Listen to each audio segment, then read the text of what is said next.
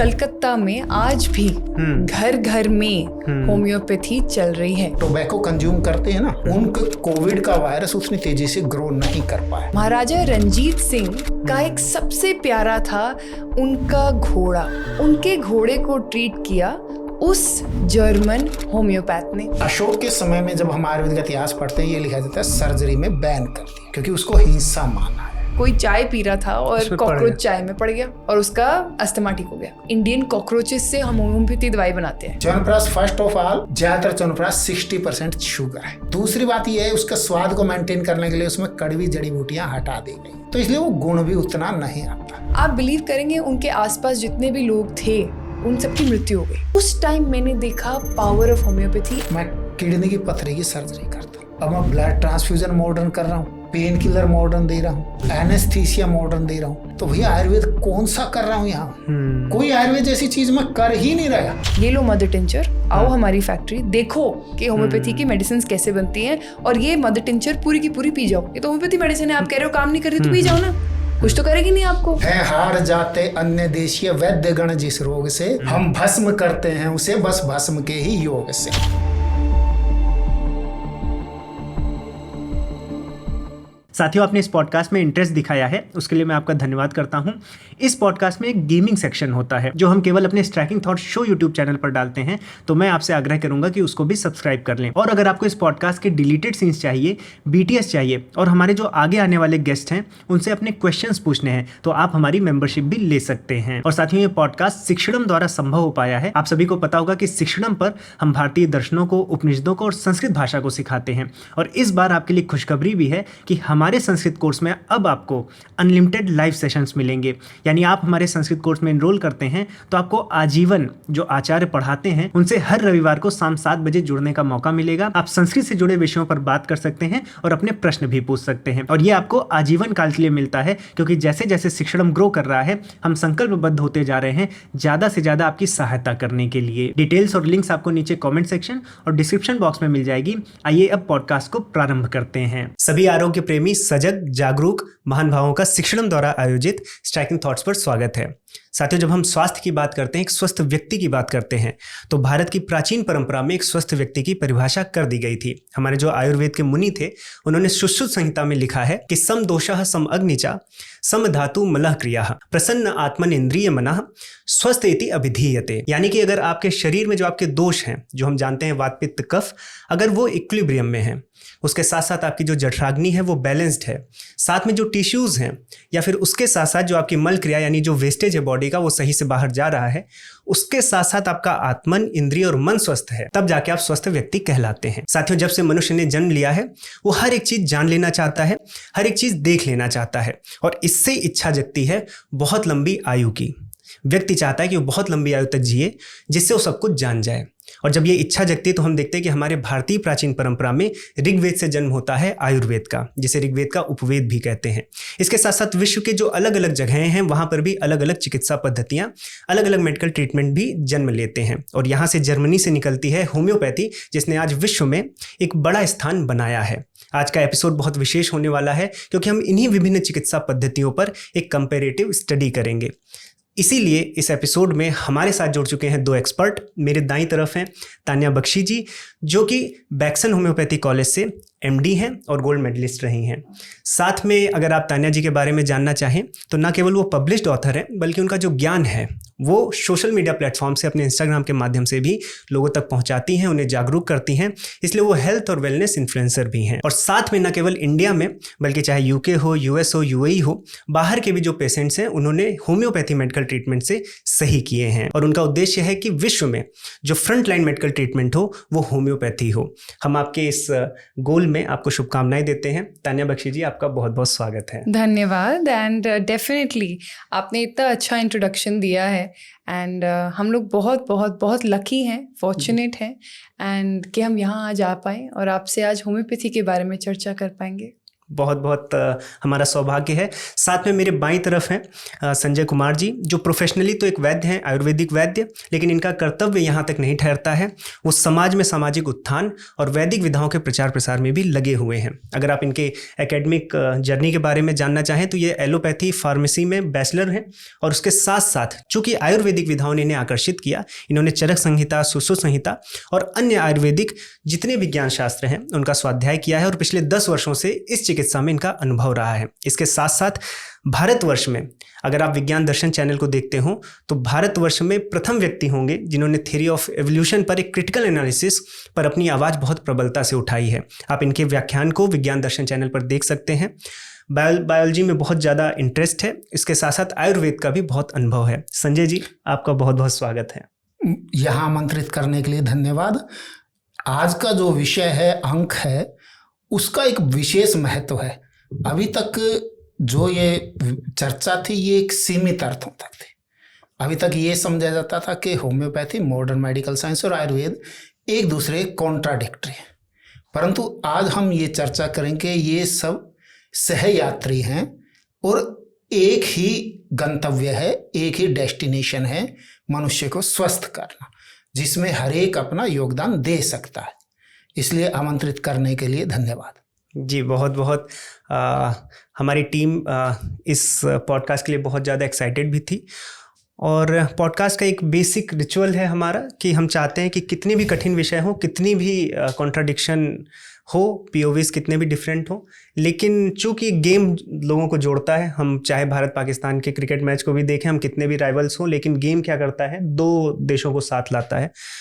तो इसीलिए हम गेम को इसका एक सेंटर ऑफ पॉइंट बनाए हैं। तो हम कैरम से शुरू करेंगे। मैं आशा करता हूँ कि आपने कभी खेला होगा। आपने लास्ट टाइम कब खेला है तान्या जी?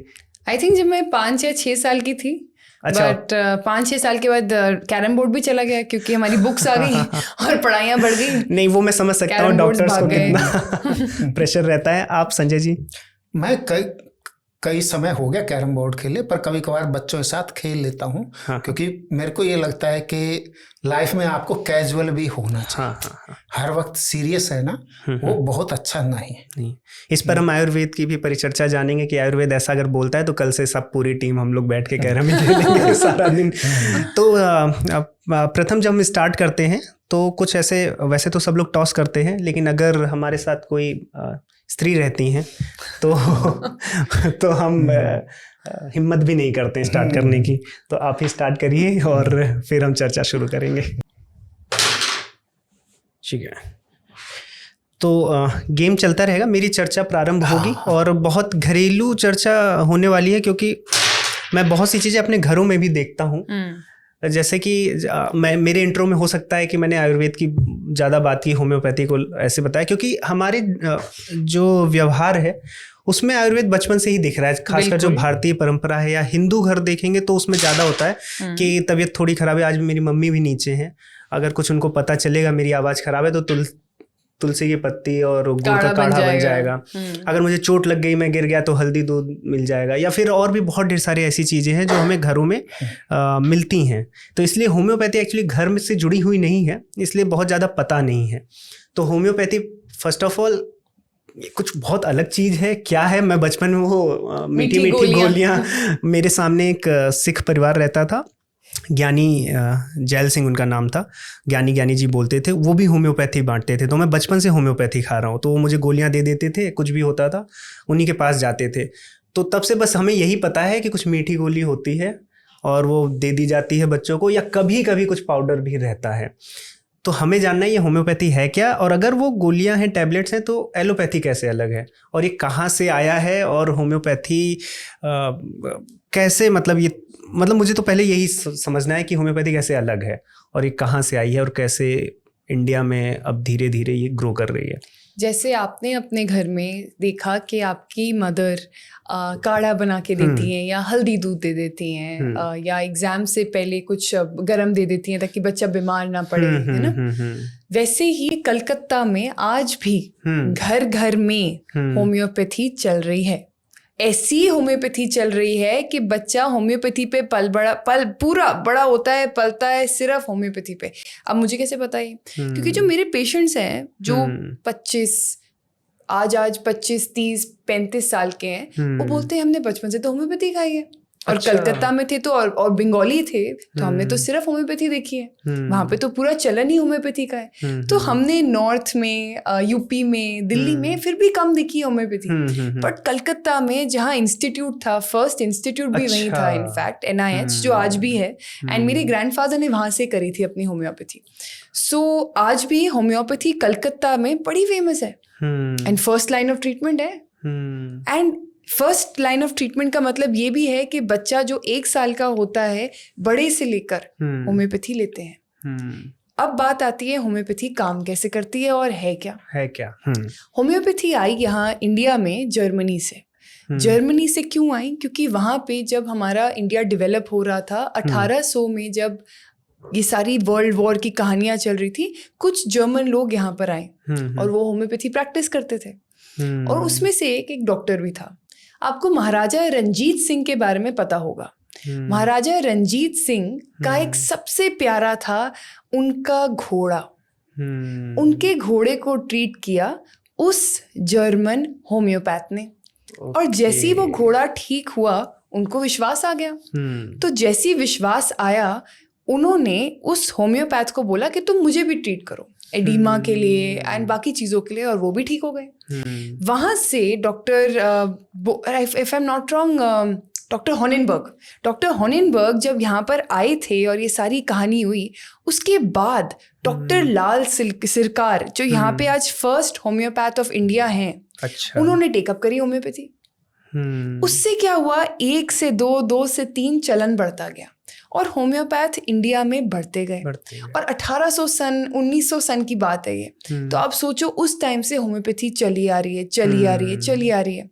अब यहाँ पे वर्ल्ड में कोलेरा हुआ था, वेरेट्रम एल्बम यूज करी गई थी, स्कारलेट फीवर में बेलाडोना यूज करी गई थी। ये एपिडेमिक्स थे, हम दूर कहाँ भाग रहे हैं। हम आज देख लेते हैं, जब कोविड-19 हुआ था, क्या लिया था हम सब ने? हमने आर्सेनिक एल्बम ली थी। इनफैक्ट बिकॉज मैं वैक्सीन से आती हूँ तो मुझे पता है कि हमारी होम्योपैथी का चलन क्या था उस टाइम पे।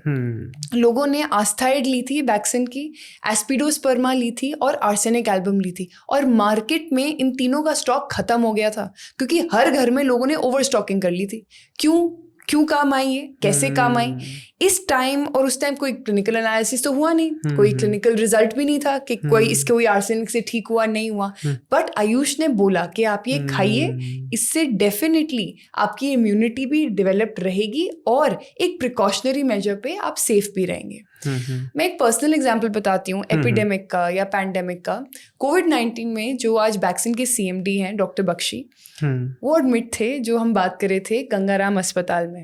एंड वहाँ पर एडमिट थे क्योंकि निमोनिया हो गया था एंड लंग्स में ऑक्सीजन की कैपेसिटी बिल्कुल कम हो गई थी। उससे क्या हुआ, एलोपैथी में गए इमीडिएटली क्योंकि एक्यूट कंडीशन थी। वो होम्योपैथी उन्होंने क्या किया, अपनी वहाँ पे अस्पताल में बेडरूम के साइड में ऐसे टेबल पर होम्योपैथी मेडिसिन रख ली।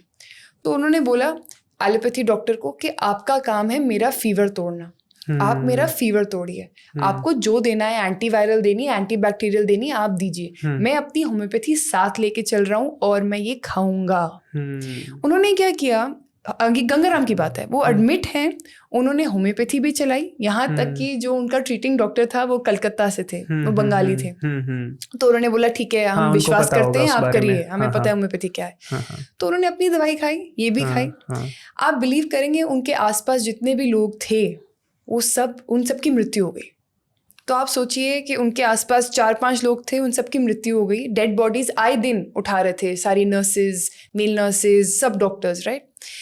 और वो सर्वाइव करे और कहते हैं मैं आपका काम है फीवर तोड़ना। 3 दिन में फीवर टूटा, 7वें दिन पे वो ठीक हुए, ऑक्सीजन लेवल वापस आया, होम्योपैथी पूरा टाइम बरकरार रखी। इनफैक्ट हालत ये हो गई थी कि जो भी पेशेंट आता था वार्ड में कहते थे ये लो होम्योपैथी भी ले लो, मैं ले रहा हूँ, फर्क पड़ेगा।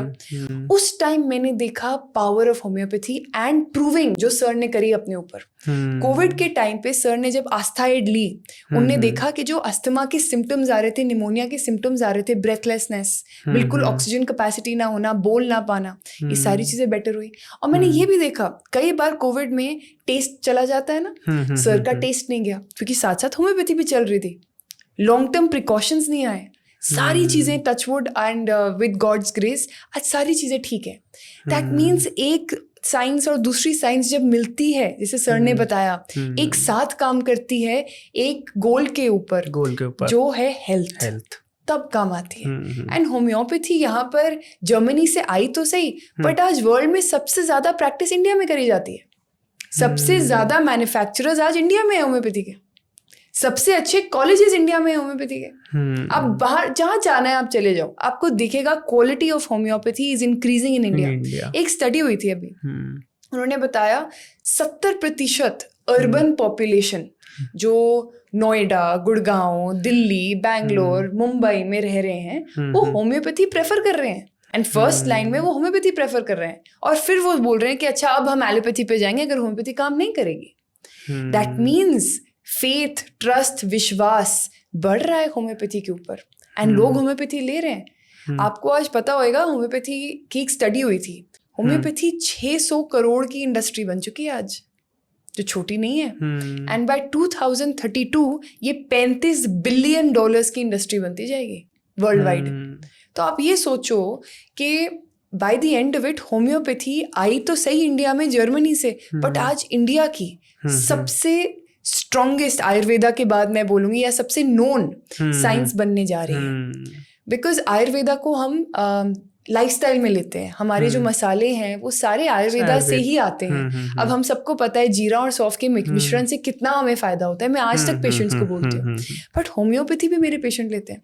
तो मेरा एक कल का पेशेंट था, मैंने उसको बोला सौंफ जीरा आप बिल्कुल उबाल के लीजिए, उनको गैस और पेट की दिक्कत थी, और मैंने बोला गैस्ट्रोइड लीजिए, एक टैबलेट दिन में 3 बारी, इससे उनको फर्क पड़ता है क्योंकि उस बच्चे की गैस और कॉलिक खत्म हो जाती है। और फिर डाइटरी चीज़ें एक साथ जो हम देते हैं नेचुरोपैथी में, आयुर्वेदा में, उससे फ़र्क पड़ता है। जब एक साथ कंबाइन करते हैं बहुत फ़र्क पड़ता है। मैम आपने होम्योपैथी के बारे में बताया, इंडिया में किस तरह से ग्रो कर रही है, हिस्ट्री पे भी हम आपसे जानना चाहेंगे, कैसे जर्मनी में वो क्या इवेंट्स हुए और कैसे किन्होंने इसको कैसे आगे बढ़ाया, वो फर्स्ट फेज़ हम जानना चाहेंगे आपसे। लेकिन आपने कोविड की बात की, और ये मेरे लिए सही समय है क्योंकि कोविड के समय आयुर्वेद को लेकर भी बहुत सी बातें हुई हैं। तो मैं सर से जानना चाहूँगा कि आयुर्वेद ने क्या भूमिका निभाई है कोविड के समय, और आयुर्वेद के विषय में अभी हम कोविड के संदर्भ में बात करते हैं, फिर आयुर्वेद की हिस्ट्री और भी चीज़ें, प्रिंसिपल्स पे बात करेंगे। ठीक है,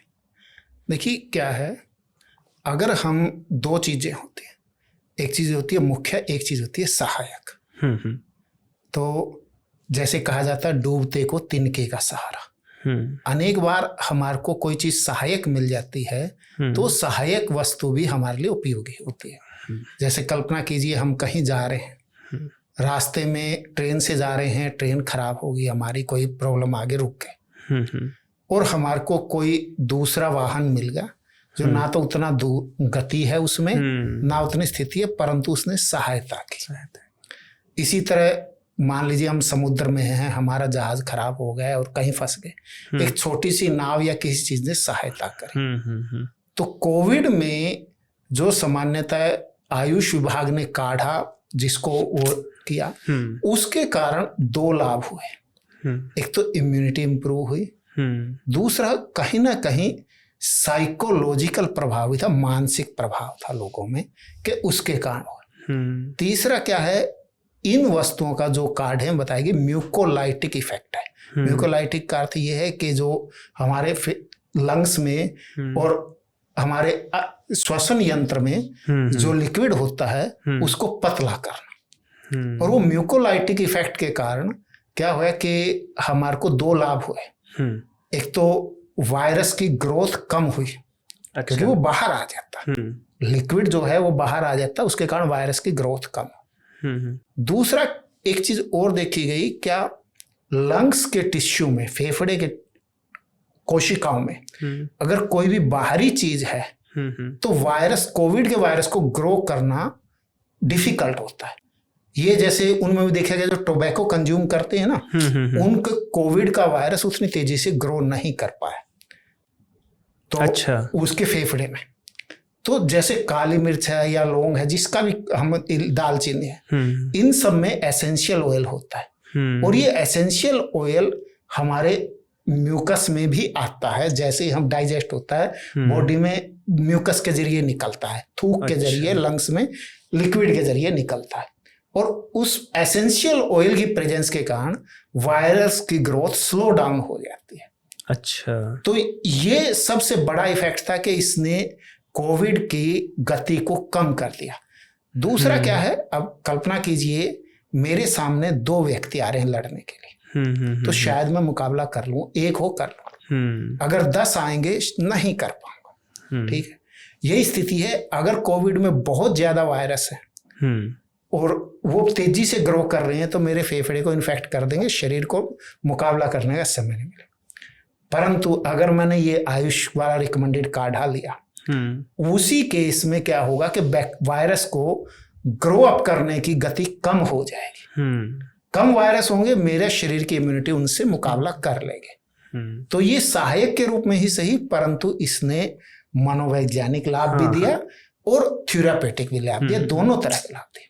मनोवैज्ञानिक लाभ तो बहुत हुआ है, क्योंकि जैसे जिस प्रकार से अगर मुझे कुछ हुआ, मैंने कॉल पे बात की तो मम्मी ने बोला वो गिलोय का पेड़ दिया, उसको लगा लो बाहर, और तो उससे क्या होता है, एक पॉजिटिव वो भी आ जाता है। मैं उस पर बात करूंगा, लेकिन जो साइकोलॉजिकल इफेक्ट है वो भी हमने देखा है।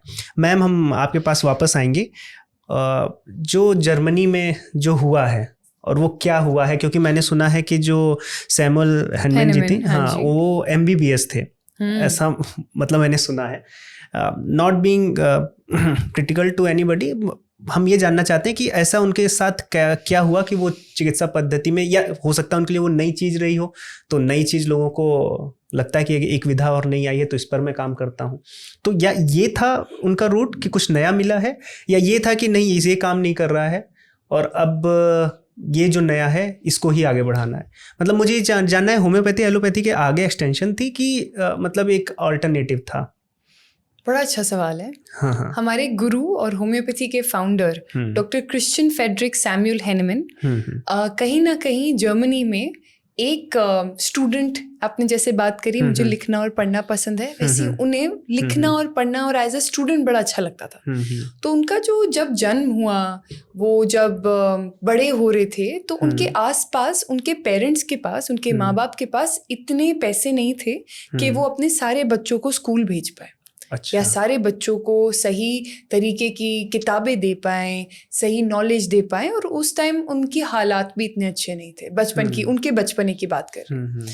तो उन्होंने पढ़ाई भी कैसे करी कि उनके फादर उन्हें रोज सुबह एक प्रश्न दे के जाते थे। अच्छा। कि आपको इस प्रश्न का उत्तर रेडी रखना है, और वो प्रश्न बुक्स से रिलेटेड या पाइथागोरस थ्योरम से रिलेटेड नहीं था। वो प्रश्न technical knowledge, life knowledge, life skills के रिलेटेड होता था कि आप इस टाइम क्या करेंगे, अगर ऐसा होता है तो आप इसके बारे में बताइए। जब कोई बच्चा ऐसा पला बढ़ता बड़े होता है, उस बच्चे में नॉलेज अपने आप आती है। और उन्होंने, जब उनके पास पैसे नहीं थे MD करने के या MBBS करने के, जैसे आप कह रहे हैं, उन्होंने टीचर्स असिस्टेंट बन के लोगों को जर्मन पढ़ाना शुरू किया। अच्छा। उनको लैटिन भी आती थी, जर्मन भी आती थी, इंग्लिश भी आती थी। तो उन्होंने पढ़ाना शुरू किया, उससे उन्होंने पैसे इकट्ठे करे, पढ़ना शुरू किया कि हमें इंटरेस्ट है फिजिशियन बनने का, और वो बने। उस टाइम पे होम्योपैथी तो थी नहीं, तो होम्योपैथी चूज कैसे करते? 1700 में सिर्फ और सिर्फ एक ही टाइप की साइंस होती थी, और वो उस टाइम थी एलोपैथी या जनरल फिजिशियन, जिसको हम बोलेंगे। अब उस टाइम की एलोपैथी भी बड़ी अलग थी। हाँ। क्योंकि उस टाइम एलोपैथी काफी डेंजरस थी। कैसे डेंजरस थी? उस टाइम क्या करते थे, ब्लड लेटिंग का सिस्टम होता था, लीचेस का सिस्टम होता था। बीमार हो गए तो आपका ब्लड निकाल दिया जाएगा, तो ड्रेनेज होती थी। पेनफुल कितना होगा? नहीं, ब्लड क्यों निकाल देगा? एग्जैक्टली, ब्लड लेटिंग एक फिनोमेना था हीलिंग का पहले। अच्छा। जो डॉक्टर हैनेमन ने जब अपने सामने देखा, उनने कहा इतना कष्ट करके हम किसी मरीज को हम बदतर बना रहे हैं, इससे अच्छा तो फीवर ही है। इससे अच्छा फीवर ही है। कोई बीमार पड़ता था, उसका खून कम कर दिया जाता था बॉडी में। अच्छा, सो दैट टेम्परेचर बोलते थे, नॉर्मल हो जाए, ऐसा। उनको ये लगता था, और कहीं ना कहीं इसकी एक साइंस भी होगी जो पहले ज़माने में, नॉट डॉक्टर हैनीमैन, उनकी पूरी साइंस थी पहले कि जब खून ज़्यादा हो जाएगा या खून खराब हो जाएगा तब थोड़ा खून निकालने से बेहतर हो जाएगा। जो बाद में उन्होंने आई थिंक ये रियलाइज़ किया कि कहीं ना कहीं जब हम बॉडी में कोई अक्यूट डिजीज ले आएंगे, जैसे कोई अक्यूट इंजरी ले आएंगे, तो जो दूसरी वाली इंजरी होती है ना, जो बॉडी में ऑलरेडी होती है, वो कम हो जाती है। अच्छा, एक दर्द दूसरे दर्द को भुला रहा है। बड़ा दर्द छोटे दर्द को मारता है, ये फैक्ट है। और उस टाइम उन्होंने ये सब देखा। फिर उन्होंने देखा कि मेंटली चैलेंज लोगों को, जिनकी मानसिकता इतनी अच्छी नहीं थी, उन लोगों को इलेक्ट्रिकल शॉक दिया जाता था। इलेक्ट्रिकल शॉक उस टाइम पे देना उनकी बदतर कर रहा था उनकी। और एक्चुअली हम मूवीज में भी देखते हैं आजकल। जी, उस टाइम चल रहा था ये सब। तो अब नहीं होता ये? अब मैंने देखा नहीं है ऐसे प्रैक्टिस होते हुए। मैंने एलोपैथी में भी नहीं इतना प्रोमिनेंटली नहीं देखा मैंने होते हुए, और हर जगह नहीं देखा, बट पहले होता था। डॉक्टर हैनीमैन ने जब ये सब देखा, लीचेस देखे, लीचेस कीड़े होते हैं जो आज भी कहीं ना कहीं लोग ले रहे हैं, उनके भी ट्रीटमेंट्स होते थे, तो उन्होंने कहा ये सही नहीं है।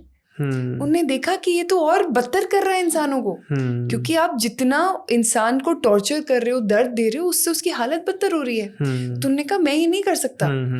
तो उन्होंने कहा ऐसा नहीं चलेगा। तो उन्होंने कैसे तैसे करके ये देखा कि गलत है। उसके बाद उन्होंने एक दिन सिंकोना बार्क खाई। उन्होंने सिंकोना बार्क को चू करना शुरू किया। क्या है ये? सिंकोना बार्क एक कहीं ना कहीं एक प्लांट से बनती है, सिंकोना। आज भी हमारे पास मेडिसिन है होम्योपैथी में सिंकोना। अच्छा। जो मलेरिया में बहुत अच्छी यूज करी जाती है। क्यों? उसकी प्रूविंग से ही होम्योपैथी का जन्म हुआ। उन्होंने क्या किया, इस छोटी सी डंडी को चबाना शुरू किया। जैसे हम आयुर्वेदा में डंडी कभी कभी डाल देते हैं ना, किसी के प्लांट की या किसी पौधे की, वैसे उनने इसको चबाना शुरू किया कि चलो देखते हैं इसमें भी कुछ है नहीं है। जब उनने देखा कि जैसे जैसे वो सिंकोना बार्क को कंज्यूम कर रहे हैं, उनका फीवर बढ़ रहा है, उनको रेस्टलेसनेस हो रही है, उनको शिवरिंग हो रही है। अच्छा। ये सारे सिम्टम्स मलेरिया के हो रहे थे उन्हें। एंड बाद में जाके पता लगा, जब रिसर्च हुई, कि सिंकोना बार्क में नेचुरल फॉर्म में क्वाइनाइन प्रेजेंट है। अच्छा। तो होम्योपैथी में उन्होंने ये देखा कि एक मेडिसिन या एक प्लांट को लेने से उस प्लांट की प्रूविंग हो जाती है एक हेल्दी कंज्यूमर पर। तो जब उनने, वो हेल्दी थे, कंप्लीटली हेल्दी थे, उन्होंने वो स्टेम ली और उससे उनको सिंकोना बार्क से फीवर शुरू हो गया। जैसे ही उन्होंने बंद करी, वो ठीक हो गए। तो उन्होंने नोटिस किया ये तो काम कर रही है और ये फीवर मेरे को दे रही है। दैट मीन्स अगर ये मुझे फीवर दे रही है तो ये फीवर ठीक भी करेगी। इस नोशन पे कि अगर ये एक हेल्दी प्रूवर में मुझे फीवर दे रही है तो यही औषधि मुझे फीवर में यूज करनी चाहिए। जब हाई ग्रेड फीवर कैसे आया होगा उनको? लॉ ऑफ सिमिलिया पे। अच्छा, ये पहले पढ़ाया जाता था क्या ये लॉ? नहीं, ये लॉ जन्मा ही डॉक्टर हैनीमैन के बाद। अच्छा। ये लॉ पहले था ही नहीं। उन्होंने ये भी हो सकता है उन्होंने ऐसा सोचा हो कि जब ये फीवर दे रही तो मैं फीवर पे देखूं क्या असर कर रहा है। बिल्कुल बिल्कुल। और ये कहीं ना कहीं एक फाउंडर के लिए ना एक पहला एंथुजियाज्म होता है, बट कहीं ना धीरे धीरे ये जो जोश और जज्बा होता है उनने बाकी लोगों में भी देखा। कैसे? आज अब अगर आप ब्लाटा ओरिएंटालिस की बात करो, जो इंडियन कॉकरोचेस से हम होम्योपैथी दवाई बनाते हैं, ठीक है? अच्छा। वो उसकी प्रूविंग कैसे हुई? उसकी प्रूविंग ऐसे हुई कि कोई चाय पी रहा था और कॉकरोच चाय में पड़ गया और उसका अस्थमा ठीक हो गया। ऐसे प्रूविंग हुई। थूजा की प्रूविंग कैसे हुई? पत्ता था, एक इंसान उस पे बैठा, उसके मस्से वगैरह सब ठीक हो गए, मस्से वॉट्स ठीक हो गए। थूजा का स्प्रे आता है आज भी मार्केट में और वो बड़ा इफेक्टिव है, मदर टिंचर का स्प्रे, क्योंकि एटलीस्ट योर वॉट्स जो यहाँ पे नहीं आ जाते नेक्स्ट पे लोगों के टैग्स में मैंने कम देखा है, वॉट्स में, कॉलीफॉर्म वॉट्स में बहुत हेल्प करता है। तो ऐसे ही ना प्रूविंग हो गई, तो उनको इंटरेस्ट बन गया। फिर उन्होंने अपने आसपास अपनी फैमिली में प्रूविंग करनी शुरू करी। उसके बाद जाके उन्होंने देखा दैट लाइक क्योर्स लाइक, एक प्रिंसिपल है, सिमिलिया सिमिलिबस क्यूरेंटर। अच्छा, उन्होंने ये लैटिन में है। जी। अच्छा। उन्होंने इस बेसिस पर एक साइंस बनाई होम्योपैथी, लाइक क्योर्स लाइक। एलियोपैथी अलग होती है, राइट? इसका जब हम स्पेलिंग पढ़ते हैं ना, ऑर्गेनॉन में हमारी बुक में पढ़ते हैं, homeo means similar. So on the basis of how a particular substance, कोई प्लांट, कोई मिनरल, कोई एनिमल सोर्स से दवाई, वो कैसे एक हेल्दी प्रूवर पे रिजल्ट देती है, उस बेसिस पर ये रेमेडीज बनी है और ये पूरी साइंस बनी है। मैं आपको एग्जांपल बताती हूँ। अगर आपको कॉन्स्टेंटली इन्फ्लेमेशन हो रही है, लाल शक्ल हो गई है, रेस्टलेसनेस हो रही है, बिल्कुल साउंड नहीं सुनाने को पड़ रही, बिल्कुल अच्छा नहीं लग रहा, थोड़ी सी भी सेंसेशन तंग कर रही है, मैं बेलाडोना सोचूंगी, मैं इमीडिएटली बेलाडोना सोचूंगी। किसी को भी इन्फ्लेमेशन और रेडनेस हो जाती है, मैं बेलाडोना सोचती हूँ। क्यों? क्योंकि बेलाडोना जब प्रूविंग हुई थी तो उन्होंने ऐसे लाली क्रिएट करी थी, उन्होंने इन्फ्लेमेशन क्रिएट करी थी, बिल्कुल सेंसिटिविटी, ओवर सेंसिटिविटी क्रिएट करी थी। ऐसे ही बहुत ड्रग्स प्रूव हुए और बनी हमारी कीनोट्स, जो हम आज मटीरिया मेडिका में बोलते हैं, हमारी अनेक टाइप की मटीरिया मेडिका है, क्योंकि अनेक ऑथर्स आ गए। होम्योपैथी जब उनने शुरू करी डॉक्टर हैनेमन ने, उसके बाद अनेक ऑथर्स आ गए। डॉक्टर केंट जो एक एलोपैथी डॉक्टर थे, उन्होंने अपनी वाइफ के ऊपर जब होम्योपैथी ट्रीटमेंट देखा, उन्होंने देखा ये तो काम करती है, मैं भी देखूंगा क्या है। आज डॉक्टर केंट की किताबें हर होम्योपैथ के घर में हैं, मैं खुद देखती हूँ आज। पर मैम ये थोड़ा रिस्की नहीं है क्या कि प्रूविंग हम किसी पे करें और मर ही जाए? जो प्रूविंग होती थी कैसे होती थी, हाँ। अब बताती हूँ कैसे होती थी। लैकेसिस की प्रूविंग बड़ी इंटरेस्टिंग है जी। लैकेसिस एक कहीं ना कहीं सांप है, राइट? सांप के वेनम से लैकेसिस बनता है, और ये दवाई हम यूजुअली उन लोगों में देते हैं जिनको मैं आपको बताती हूँ किन लोगों में देते हैं बाद में। अब क्या हुआ, लैकेसिस की जब प्रूविंग हो रही थी तो एक फिजिशियन ने वो प्रूविंग अपने आप के ऊपर करी, क्योंकि उन्होंने बोला मैं कैसे किसी और को हार्म कर सकता हूँ, और वो भी वेनम है। वेनम को इट्स नॉट लाइक आयुर्वेदा कि मैं वेनम का काढ़ा बना रही हूँ और दे रही हूँ, नहीं, वेनम को डाइल्यूट करके उसको पोटेंटाइज करके दिया जाता है। सो मैं एक पार्ट वेनम लेती हूँ, 99 पार्ट्स ENA लेती हूँ, मेडिसिनल अल्कोहल। क्यों? बिकॉज अल्कोहल क्यों चूज किया गया? क्योंकि ENA जो मेडिसिनल अल्कोहल है वो आपका नेचुरल प्रिजर्वेटिव है, the most natural preservative on earth is that. वरना तो मैं हर चीज में आर्टिफिशियल प्रिजर्वेटिव डाल दूं और कोई भी डाल दे, वो सेफ नहीं है। उसके 99 पार्ट्स लिए, इसका एक पार्ट लिया, फिर उसके बाद ये उसको जब 99 पार्ट्स लिया और एक पार्ट लिया, उसका एक चम्मच या एक ml जाके आगे लिया, एक पार्ट जाके आगे लिया, फिर 99। तो आप सोचो कितना डाइल्यूट किया कि सेफ हो। आज कोई भी अगर ब्लाटा देता है तो वो कॉकरोच का मिश्रण थोड़ी दे रहा है, आज कोई भी बेलाडोना देते नहीं, डाइल्यूशन दे रहे हैं, डाइल्यूशन दे रहे हैं, बिकॉज मदर टिंचर फॉर्म में बहुत रेयरली होम्योपैथ्स यूज करते हैं डाइल्यूशन, ताकि सेफ हो, तभी तो कंजम्पशन के लिए सेफ करी है। लैकेसिस की प्रूविंग में फिजिशियन ने लैकेसिस अपने ऊपर ली, कहते हैं वो जिंदगी भर क्लोज कॉलर नहीं पहन पाए। क्यों? क्योंकि लैकेसिस की प्रूविंग के टाइम ये हुआ कि उनको यहाँ पे सफोकेशन शुरू हो गई, कि मेरे को यहाँ पे सफोकेशन शुरू हो गया, वो बेहोश हो गए थे। अच्छा। तो जब ये हुआ उनके साथ तो उन्होंने देखा कि मुझे यहाँ पे नेक में इतना सफोकेशन क्यों हो रहा है, और ये कैसे टाइटनेस नहीं है कहीं ना, यहाँ पर टाइटनेस नहीं टॉलरेट कर पा रहे थे, इसके वजह से लैकेसिस की प्रूविंग हुई। और कहीं ना कहीं जब उनने ये प्रूविंग करी, आज लैकेसिस एक बहुत ही अच्छी रेमेडी है उन लोगों के लिए जिनको सफोकेशन होती है, या वो कॉन्स्टेंटली बड़े नेक्स नहीं पहन सकते, या उनके मेंटल सिम्टम्स भी आप देखेंगे मैच करने चाहिए, तभी वो रेमेडी लें। अच्छा। तो मैम से ये पता चला लाइक क्योर्स लाइक का कॉन्सेप्ट, आयुर्वेद में भी कुछ ऐसा ही कॉन्सेप्ट है या कुछ? आयुर्वेद का अपना कॉन्सेप्ट है। पहले हम आयुर्वेद के फंडामेंटल प्रिंसिपल, मूलभूत सिद्धांत की बात करेंगे। सुश्रुत संहिता में जो ऋषि धन्वंतरी हैं वो एक सिद्धांत देते हैं, वो कहते हैं ये सारी दुनिया जितना भी है अग्नि और सोम से बने हुए है। अग्नि मीन्स हीट और सोम मीन्स कोल्ड, ठंडा। सोम मीन्स कोल्ड, ठीक है, ठंडा और गर्म दो के संयोग से बने हुए है। अच्छा। और इसका संयोग जब तक एक इक्विलिब्रियम में रहता है, संतुलन में रहता है, तब तक चाहे निर्जीव जगत हो चाहे सजीव जगत हो बना रहता है। जब ये विकृत होता है तब व्यवस्था में विकार आता है। और देखिए इसी को आगे फिर वात पित्त कफ में ढाला गया। अच्छा। जैसे 2 और 2 4 ये यूनिवर्सल फैक्ट है। आंख से देखना, मुंह से खाना, कान से सुनना, नाक से सांस लेना, ये नहीं यूनिवर्सल फैक्ट है। हम ये नहीं कह सकते जी 10 साल बाद मनुष्य कान से सांस लेने लगेगा, आंख से बोलने लगेगा, या 10,000 साल पहले या लाख साल पहले आंख से बोलता था, ऐसा नहीं कह सकते।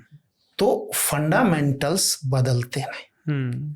जैसे हम जब इंग्लिश पढ़ते कहते हैं sunrise is in the east, तो फंडामेंटल्स नहीं बदलते।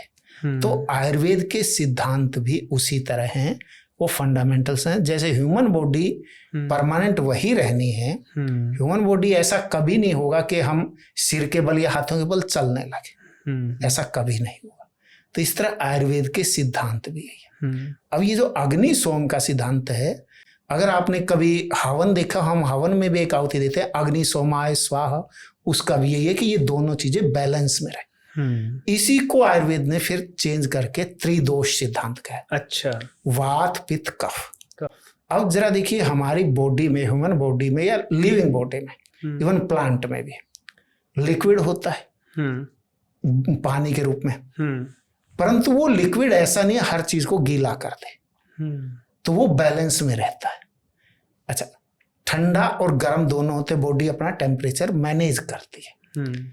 कुछ ऐसे केमिकल होते हैं जो बॉडी में फूड को, भोजन को डाइजेस्ट करते हैं। कुछ ऐसे चीजें होती हैं जो शरीर को मैनेज रखती हैं, एज इट रखती हैं, स्थिर रखती हैं। कुछ ऐसी होती हैं जो शरीर को नष्ट करती हैं। इन सब को हम वात पित्त कफ में करते हैं। वात क्या है? ड्राइनेस जो भी बॉडी में है। अच्छा। वो ड्राइनेस है, उसको हम वात बोलते हैं। कुछ एग्जाम्पल दे पाएंगे? एग्जाम्पल अभी दे रहा हूँ। वो मतलब जैसे आप बात बता रहे हैं, हाँ। तो उसका ड्राइनेस का एग्जाम्पल। ड्राइनेस का देखिए क्या है, हमारी शरीर है, शरीर के अंदर लगभग 70% या 66% पानी, 2/3 पानी। उसके बाद भी बॉडी में जैसे बोन्स हैं, मसल्स हैं या नर्वस सिस्टम है, वो खुद को सूखा रखता है, एक विद इन लिमिट है। ऐसा नहीं है कि शरीर में पानी है तो उसको नष्ट कर दे। तो इसको जो मैनेज करने का काम है वो वात का है।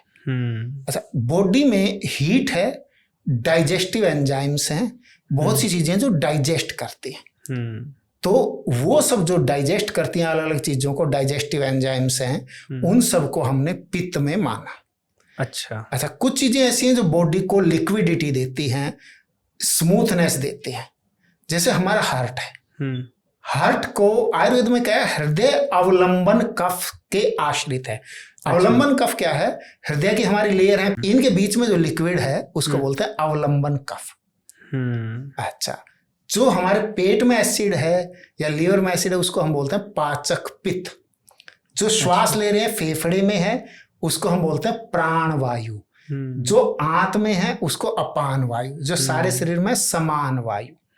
ठीक है, तो ये इसको वात पित्त कफ को इस तरह डिफाइन किया गया। और इनको आयुर्वेद ने धातु और दोष दोनों ही बोला है। धातु इसलिए, धातु शब्द का अर्थ जो धारण करे वो धातु।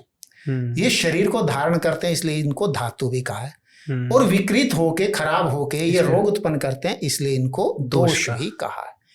तो सम दोषा समाग्नि की बात जब आती है तो यहाँ जब बात आती है चिकित्सा के, आयुर्वेद का सबसे प्राचीन ग्रंथ चरक संहिता कहता है चिकित्सा क्या है? काय चिकित्सा, यानी मेडिसिन साइंस। वो कहता है काया अग्नि की चिकित्सा, जो हमारे डाइजेस्टिव पावर है उसकी ट्रीटमेंट चिकित्सा, काय चिकित्सा, मेडिसिन साइंस। अच्छा, हाँ, काया अग्नि भी दोनों तरह की है। एक तो मुख्य जो डाइजेशन करते, एक धात्वाग्नि बोलते हैं जिसको हम मॉडर्न साइंस में बोलते हैं सेलुलर डाइजेशन। अब कल्पना कीजिए आपकी बॉडी में कहीं इन्फ्लामेशन है, वो इन्फ्लामेशन जहां भी होती है वहां वो डैमेजिंग करती है। इसका अर्थ ये है, वहां इन्फ्लामेशन का अर्थ है वहां पित्त बढ़ गया आपका। अच्छा, चाहे वो लीवर में, और इसको कई तरीके से देखा भी जाता है। जैसे आजकल हम मैमोग्राम करते हैं या और भी जैसे हमारे कई थर्मल कैमरा है, थर्मल इमेजिंग, वहां पे बॉडी के उस पार्ट का टेम्परेचर बढ़ जाता है। तो उसका कारण यह है कि टेम्परेचर बढ़ने का कारण अंदर पित्त बढ़ गया। जैसे हम सबको जॉन्डिस जब भी होता है, हेपेटाइटिस बोलते हैं, तो उसमें बॉडी में इन्फ्लामेशन होती है, खासतौर लीवर में बहुत ही ज्यादा होती है, तो वो पित्त बढ़ना। अच्छा, इसी तरह हमारे बॉडी में अनावश्यक ड्राइनेस हो जाती है। ड्राइनेस जैसे मुंह सूखता है बार बार, या बॉडी के जो जरूरी लिक्विड हैं जो भोजन को पचाते हैं या अन्य चीज पचाते हैं, वो बॉडी के जरूरी लिक्विड नहीं बनते, या जैसे घुटनों में है, घुटनों में ड्राइनेस हो जाता है, साइनोवियल फ्लूइड जो है लिक्विड बनना बंद हो जाता है। अगर जैसे मैं हृदय का उदाहरण दिया, हृदय में अवलंबन कफ का उदाहरण दिया, जिसको अगर 2 लेयर के बीच में ड्राइनेस हो जाती है, एक दूसरे से रगड़ खाते, यहाँ सब हम कहते हैं वात बढ़ गए। और उसके विपरीत अगर लिक्विड पार्ट ज्यादा बढ़ जाए तो हम कहते हैं कफ बढ़ गया। जैसे साइनस में लिक्विड पार्ट ज्यादा बढ़ गया, बाहर आने लगा, जुकाम है, वो कफ बढ़ गया। तो ये सब चीजों को बैलेंस में रहना, ये सब चीजों का समदोषा।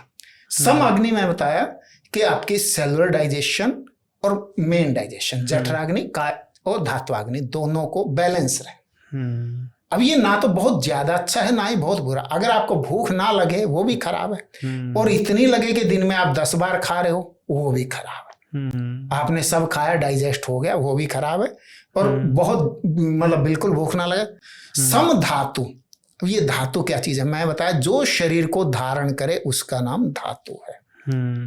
हमारे शरीर के लिए फैट भी जरूरी है, एडिपोज टिश्यू, कोलेस्ट्रॉल भी जरूरी है, मसल भी जरूरी है, बोन्स भी जरूरी है, हर चीज जरूरी है।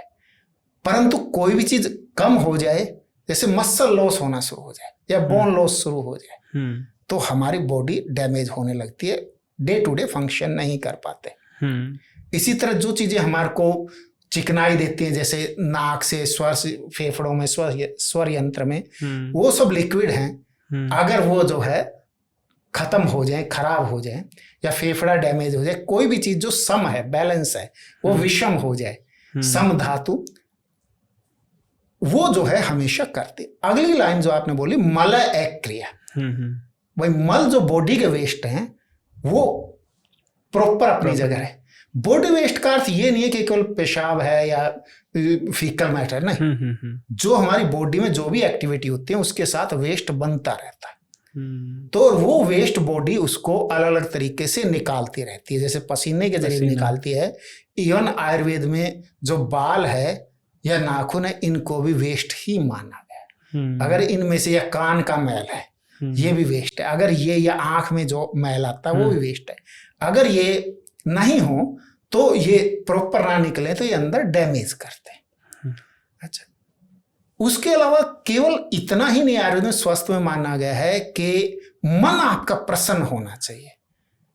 आप मानसिक परेशान है, कितने शरीर से स्वस्थ है। आप पागल खाने में जाके देखिए, बहुत पागल हैं, पूरी तरह स्वस्थ है। तो मन, इंद्रिय आपकी, आंखें सही हो, कान सही हो, और ये सब चीजें, चित्त सही हो, ये सब चीजें हो, तो तब जाके आयुर्वेद स्वस्थ की बात करता है। केवल इतने से आप सामान्यतः हेल्दी हैं, वो उतना पर्याप्त नहीं है आयुर्वेद के। यहाँ आयुर्वेद का जो ये मूलभूत सिद्धांत पे हमने बात की, इस पे सिद्धांत तो हम समझ लिए हैं। मोस्टली हमें ये पता चलता है एक तरह से कि स्वस्थ व्यक्ति क्या है, उसकी परिभाषा भी पता चलती है। पर इस परिभाषा के साथ कैसे आयुर्वेदिक मेडिसिन डेवलप हुई, वात पित्त कफ, जो आप 3 दोष की बात कर रहे हैं, फिर कैसे वो जो बाहर की मेडिसिन हैं, चाहे हम हर्ब्स हैं, चाहे बहुत तरह की भस्म है, या फिर वो सब, कैसे फिर इन दोषों को ट्रीट किया गया, इसका प्रोसेस क्या रहा है? ठीक है, देखिए, जब हम बात करते हैं आयुर्वेद की, मैंने बताया कि जो मनुष्य शरीर में है वही संसार में, ठीक है। अच्छा, अब आयुर्वेद ये मानता है कि आयुर्वेद की उत्पत्ति वेद से हुई, और वेद जब सृष्टि निर्माण हुआ तो ईश्वर ने 4 ऋषियों के हृदय मन में दिया, ये मान्यता है।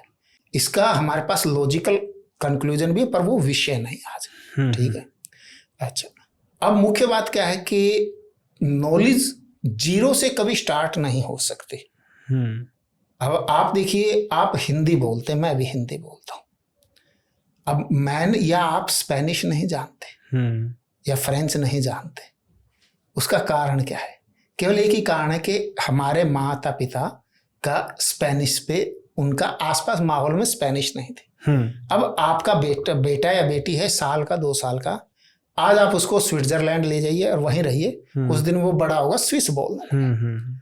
तो नॉलेज जीरो से कभी शुरू नहीं होती, नॉलेज हमेशा एग्जिस्टिंग नॉलेज में ही ऐड ऑन होती है। तो यही चीज आयुर्वेद में हुई है कि जब भी मनुष्य सृष्टि में आया, उसने कुछ चीजों को चैलेंज फेस किया, और उसने कुछ चीजें जो ऑलरेडी नॉलेज थी उनसे, और कुछ ट्रायल एंड एरर से इसको फोर्टिफाई किया, ऐड ऑन किया, 1 बाय 1 करते चले गए।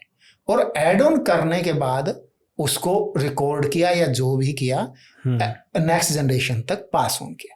अब ये जो नेक्स्ट जनरेशन तक पास ऑन है, ये केवल मनुष्य ही कर सकता है, पशु पक्षी तो नहीं कर सकते क्योंकि उनमें भाषा नहीं होती।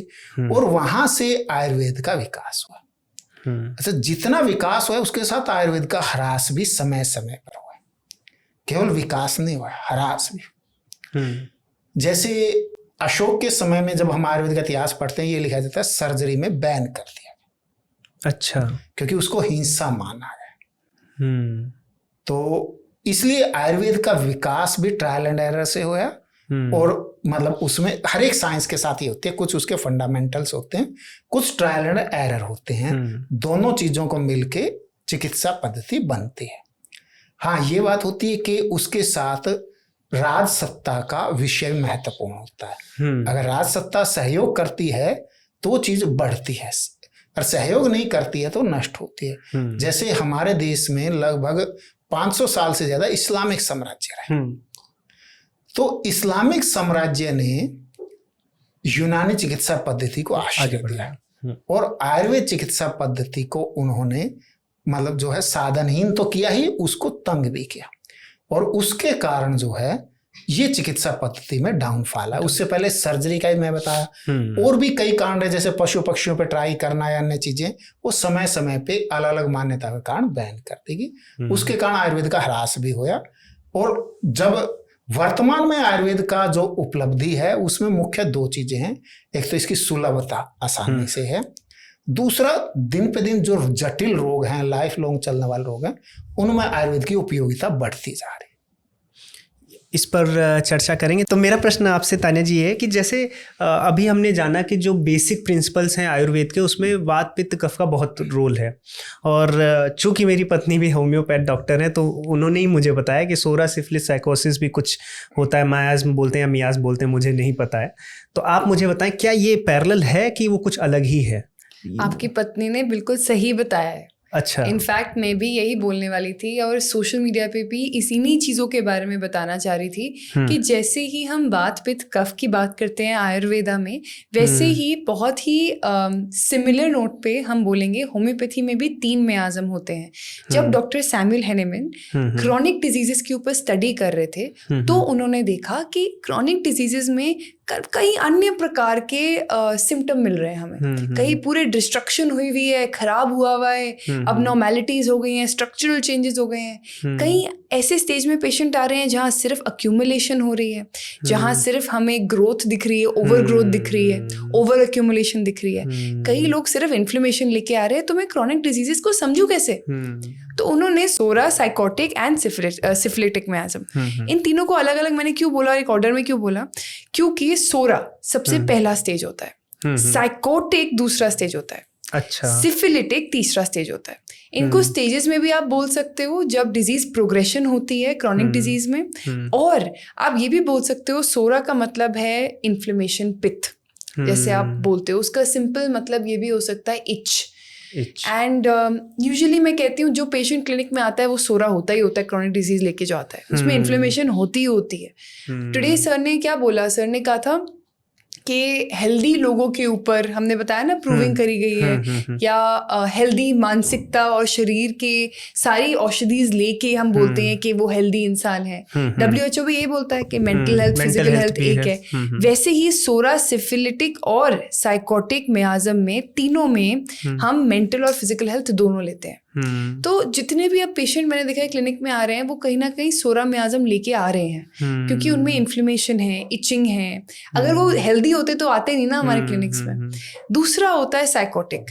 सोरा के बाद यूजुअली हम देखते हैं ओवर ग्रोथ, ओवर एक्यूमुलेशन होती है, ट्यूमर्स हो गए, ग्रोथ्स हो गई, ये सारी चीजें, हार्ट का साइज में बढ़ना जैसे सर ने बताया, ये सारी चीजें साइकोटिक के अंदर आती हैं। ये मियाज़म्स हैं। थर्ड हो गया आपका सिफिलिटिक मियाज़म, जिसका मतलब है डिस्ट्रक्शन।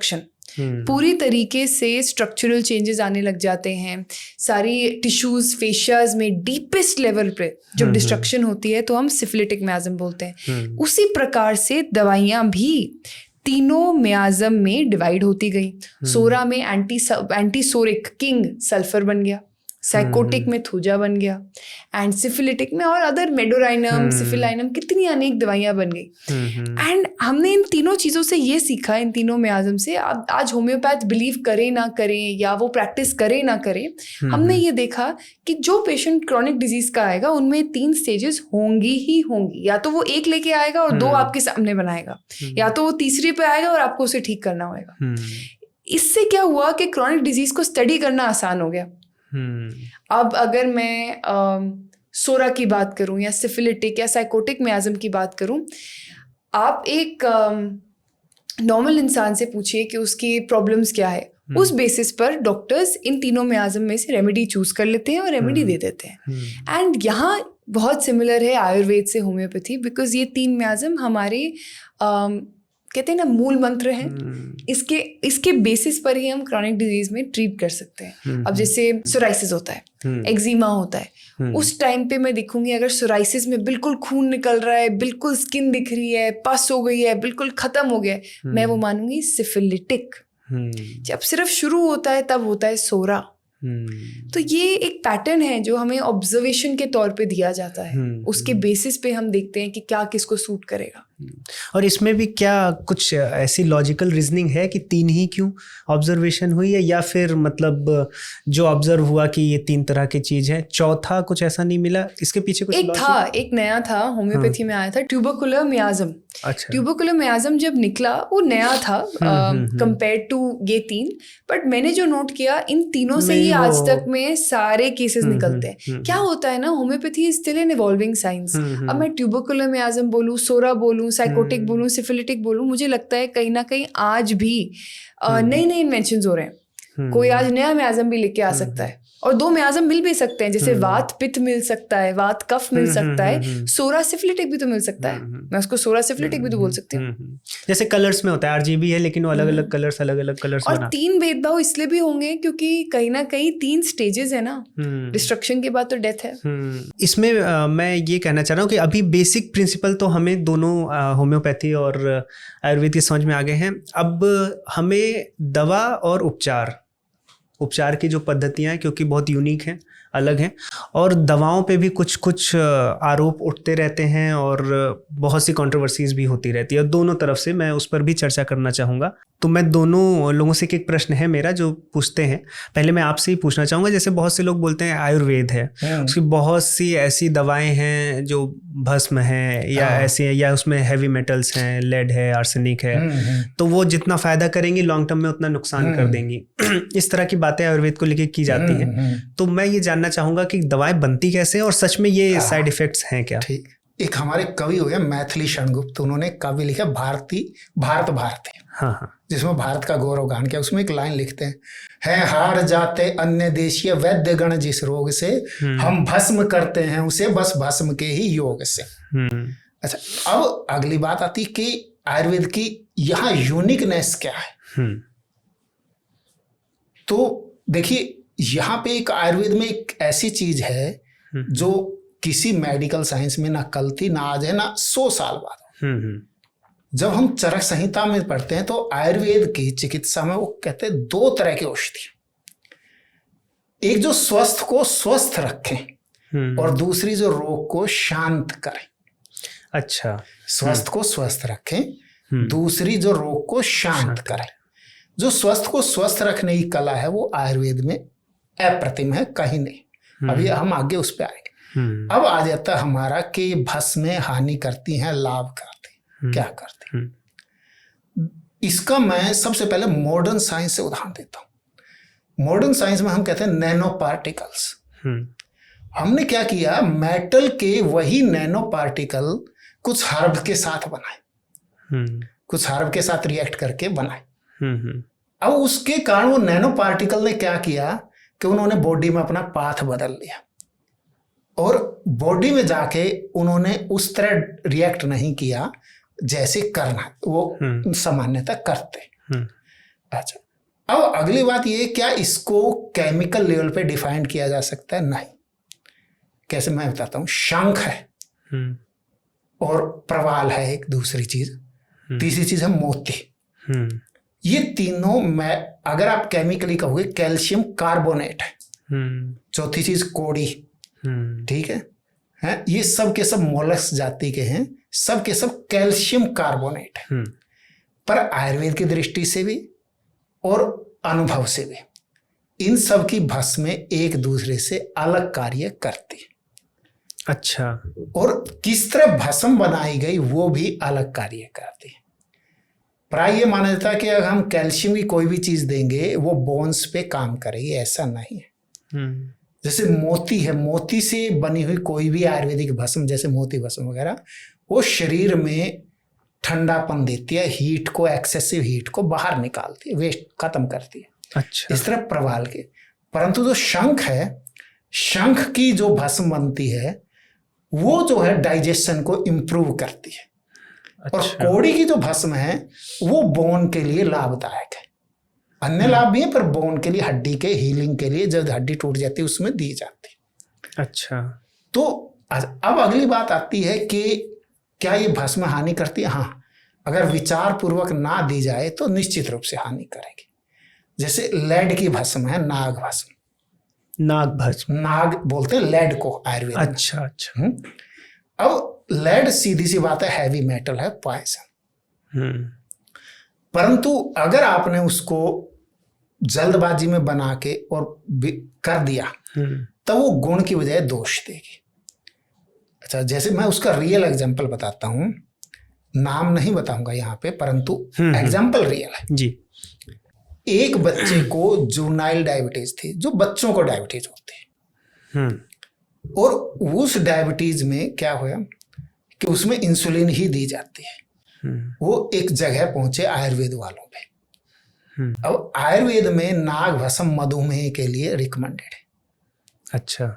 उस बच्चे को लगातार बड़ी क्वांटिटी में नाग भस्म थे और उसको लेड पॉइजनिंग हो गई, और उसको फिर जो है एम्स में ले जाया गया। एम्स का मैं पेपर पढ़ा था, वही इसीलिए बता रहा।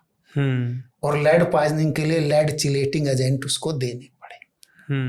अब यहाँ पे दो गलतियां हुई। पहली बात तो जो लेड भस्म या नाग भस्म है, सीसा भस्म है, उसको अच्छी तरह बनाया नहीं गया था, क्योंकि कमर्शियल लेवल पे हम प्राइस फैक्टर को प्राइमरी देखते हैं। दूसरा बात यह है कि उसकी क्वांटिटी रिकमेंडेड से कई गुना दी गई। भस्म मतलब वही पाउडर? पाउडर, हाँ। अच्छा। उसको मतलब रिड्यूसिंग करके अलग अलग जड़ी बूटियों से रिड्यूस करके बनाया जाता है। तो उसकी भी कुछ उसका लिमिटेशन है, आप लिमिट क्रॉस नहीं कर सकते। अच्छा। तो केवल आंख मूंद के आप दोगे भस्म तो वो हानि करेंगे। तो ये भस्म वैद्य खुद बनाते हैं या कंपनीज बना के दे रही? खुद बहुत कम बनाते हैं। अच्छा। सब मार्केट से लेते हैं। अच्छा। और मार्केट में भी एक बड़ा वर्ग है कंपनियों का जो आउटसोर्स करता है, और आउटसोर्स करने वाला जो बनाता है उसको, क्योंकि अगर आप पूरे प्रोसेस से बनाएंगे वही जो चीज आपको 1 किलो 100 रुपए की पड़ती है, वही चीज 500 की पड़ेगी या 1000 की पड़ेगी। तो अब उसका कोई ये तो तरीका है नहीं कि ये पूरे प्रोसेस से बनाई या अधूरे प्रोसेस से बनाई। तो हर एक आदमी शॉर्टकट मारता है। अच्छा। इसलिए जो भस्में हैं उसको विचार पूर्वक ना दिया जाएगा तो वो हानि करते। उसमें मेनली जो लेड, मरकरी वगैरह, अन्य ऐसी हैं जो प्राय हानि नहीं करती, जैसे लोह भस्म है, उसका सिर्फ एक ही है, कॉन्स्टिपेशन करती है और बड़ी कोई नुकसान नहीं करते। तो अगर इसको विचार पूर्वक दिया जाए, अब विचार पूर्वक कैसे दिया जाए? वही चीज, अगर आपने विचार कर लिया कि ये सही है, हाँ, तो विचार पूर्वक कैसे दिया जाए उसका मैं एक एग्जांपल देता हूँ जो लाइफ में एक से ज्यादा बार देखा है। पैरालिसिस आप सबने देखा होगा। 2 तरह के पैरालिसिस होता है, एक एक्यूट होता है, आज अटैक आया, दूसरा होता है क्रोनिक।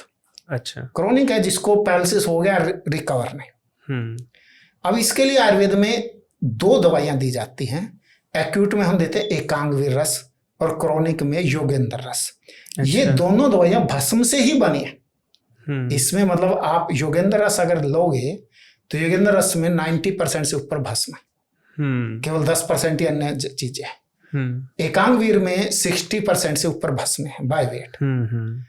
एकांगवीर में देखे देते ही जो है पैरालिसिस के अटैक को कंट्रोल कर देता है 3-4 दिन, बहुत अच्छी तरह।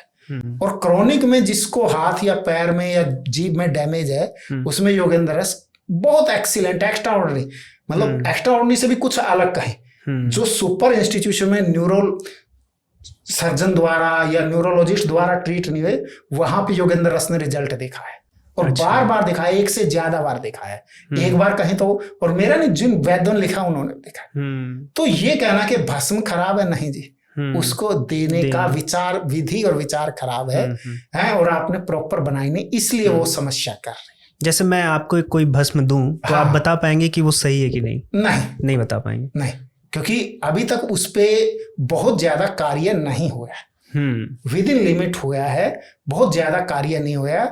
हाँ, उस पे कुछ एक कार्य हुआ है, जैसे अब हम जो है इलेक्ट्रॉन माइक्रोस्कोप में उसके पार्टिकल साइज को देख लेते हैं और केमिकली कितनी बाउंड हुई, कितना उसमें फ्री मेटल रहेगा, इसको देख लिया जाता है। तो विद इन लिमिट हमारे पास है, पर अनलिमिटेड नहीं है, कार्य की इस पे जरूरत है अनुसंधान की। साथियों, मैं आशा करता हूं कि ये पॉडकास्ट आपको बहुत ज्ञानवर्धक लग रहा होगा।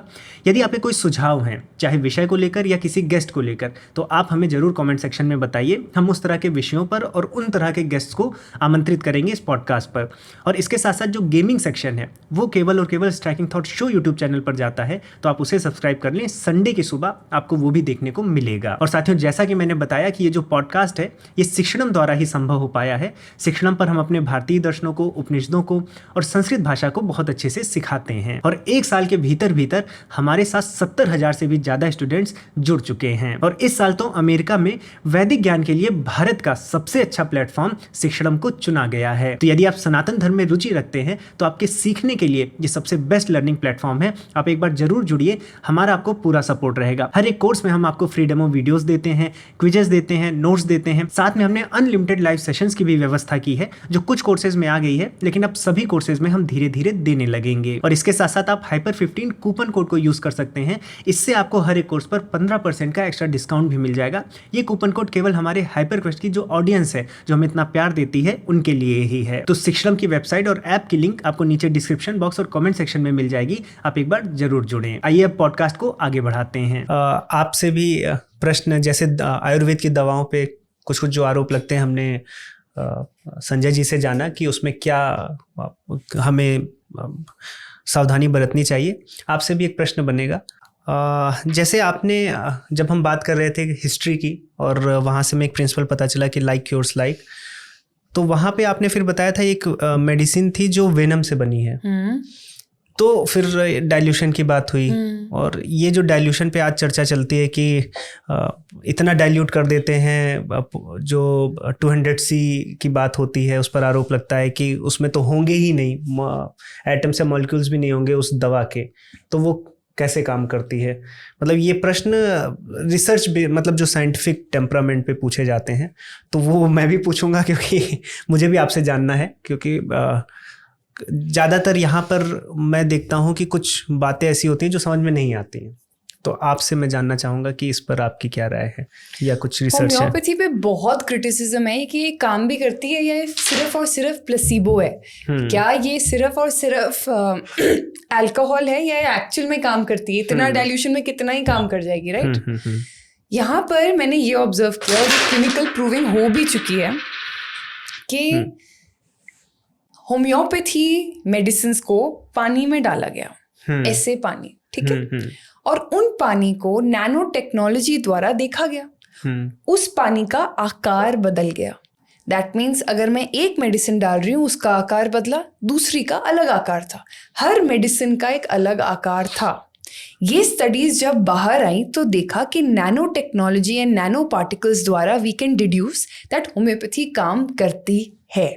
एंड मैं आपको ये भी बता दूं, एल्बर्ट आइंस्टाइन ने बहुत पहले बोला था, और मैं ये कहते हैं ना, दिमाग और दिल से बांध के रखती हूँ, the future of medicine will be frequency medicine. Homeopathy is a frequency medicine. It acts on the basis of frequency. क्यों फ्रीक्वेंसी? क्योंकि हमारे फाउंडर ने एक law of vital force week के बारे में भी बताया था, थ्योरी ऑफ वाइटल फोर्स के बारे में। उन्होंने बताया कि हमारी बॉडी में, जैसे आप इम्यूनिटी बोल लेते हो, आप इनर सेंस बोल लेते हो, वेलबींग बोल लेते हो, हम उसको वाइटल फोर्स बोलते हैं। वाइटल फोर्स एक ऐसा फोर्स होता है जो आपकी बॉडी को अलाइव रखता है और स्वस्थ रखता है। ये ना दिखता है, ना आप इसको फील कर सकते हो, ना ये कोई सिम्टम शो करता है वैसे, बट तो फाउंडर ने बोला कि हमें कोई मेडिसिन ऐसी क्रिएट करनी चाहिए जो ना दिखे, जो इंटरनली स्वस्थ भी बनाए और कहीं ना कहीं इंसान को फील ना होते हुए भी विद जेंटल मैकेनिज्म वो ठीक भी हो। दैट इज वाई होम्योपैथी में डाइल्यूशंस बनी और कहीं ना कहीं वो आप जो मीठी गोलियों की बात करते हो वो बने, क्योंकि मीठी गोलियों के द्वारा एक जेंटल ट्रांसमिशन ऑफ मेडिसिन है। मैं कौड़े सिरप्स नहीं दे रही, मैं कड़वे चीजें नहीं दे रही, मैं कोई हार्मफुल चीजें नहीं दे रही, मैं उसको डाइल्यूट करके सेव कर रही हूँ। Law of simplex, law of similia, ये लॉ ऑफ मिनिमम, ये सारी बताती हैं, कार्डिनल प्रिंसिपल्स होते हैं होम्योपैथी में, जो ये बताते हैं कि होम्योपैथी मेडिसिन कैसे दी जाए। लॉ ऑफ मिनिमम का क्या मतलब है? डोज कम होनी चाहिए, 1 या 2 डोज में ठीक होना चाहिए इंसान, राइट? अब आप ये भी पूछोगे कि ये कैसे काम करती है 1 या 2 डोज में, कैसे डाइल्यूशन? और इसमें ये भी पूछते हैं क्योंकि बोलते हैं ना कि 10 मिनट में ले लेना, आधे घंटे में लेना, कई बार पूरे दिन चलती है। हाँ बिल्कुल, ये 10 आधे घंटे depends on the case and depends on how severe it is. मैंने ये भी देखा है दैट फीवर को जब हम मारते हैं ना पैरासीटामोल, क्रोसिन या एनी फीवर रिड्यूसिंग मेडिसिन से, तब आपका कहीं ना कहीं इम्यून सिस्टम वीक होता जाता है, क्योंकि आपकी बॉडी इंटेलिजेंट इनफ है। वो फीवर इसलिए क्रिएट कर रही है क्योंकि उसको हॉट टेम्परेचर पे वायरसेस और बैक्टीरिया मारने हैं। तो मेरा ये मानना है कि आप अगर रिड्यूस भी कर रहे हो, आप अपने कहते हैं ना सफरिंग कम करने के लिए कर रहे हो, तो उस चीज के लिए तो आप फिर वही जीरे का पानी जो मैंने बोला, फीवोएड आती है वैक्सीन में, वो बहुत अच्छी होती है, लोग बहुत लेते हैं, एंड मैंने वो भी ट्राई करी है, पेशेंट्स में काम करती है, एंड मैंने थ्रोटेड पे भी डाला उसे। तो that depends on what the symptom is. अब किसी को हेयर लॉस की प्रॉब्लम है तो मैं उसको हर 2 घंटे तो नहीं बोलूंगी ना, मैं तो उसको डोजेस स्टेपल फॉर्म में बोलूंगी ना। डिपेंड्स कि क्या सिस्टम है क्या नहीं है, उस पर बोला जा सकता है कि आपको ऐसे दवाई लें, ऐसे दवाई ना लें। बट डाइल्यूशन काम कैसे करती है? नैनो टेक्नोलॉजी द्वारा। होम्योपैथी प्लासीबो नहीं है। एक बहुत बड़े डॉक्टर ने जो आज डाइटिशियन भी हैं कहीं ना कहीं, उन्होंने पब्लिकली ये बोल दिया कि होम्योपैथी काम नहीं करती। तो एक डॉक्टर ने, मैंने खुद ने लिखा वहां पे, ये लो मदर टिंचर, आओ हमारी फैक्ट्री, देखो कि होम्योपैथी की मेडिसिन कैसे बनती हैं, और ये मदर टिंचर पूरी की पूरी पी जाओ। ये तो होम्योपैथी मेडिसिन है, आप कह रहे हो काम नहीं करती तो पी जाओ ना, कुछ तो करेगी नहीं, आपको काम तो करती नहीं है। ऑफ कोर्स काम करेगी। हर मदर टिंचर में एक्टिव प्रिंसिपल होता है, हर एक्टिव प्रिंसिपल आपको रिजल्ट देता है। अगर आप ये बोलते हो होम्योपैथी काम नहीं करती, प्लीज होम्योपैथी के सोर्सेज चेक करो। मदर टिंचर क्या होता है ma'am? Mother tincture first source होता है। अच्छा। जो होम्योपैथी में होता है, जो सपोज मैंने रॉ मटेरियल लिया, मैंने प्लांट लिया, उस प्लांट को मैंने मैसरेशन, पर्कुलेशन द्वारा मदर टिंचर में कन्वर्ट कर दिया। एक प्रोसेस होता है, उससे डाइल्यूशन बनते हैं। Yes, mother tincture is the mother source of all your medicines. Mother tinctures कहते हैं आप आयुर्वेद में कहीं ना कहीं काढ़ा जो बोलते हैं एक मेडिसिन का, हम इसमें बोलते हैं मदर टिंचर। इसमें डिफरेंस क्या होता है कि आयुर्वेदा मेडिसिन अलग तरीके से बनती है, ये बनती है with principles of homeopathy pharmacopoeia of India.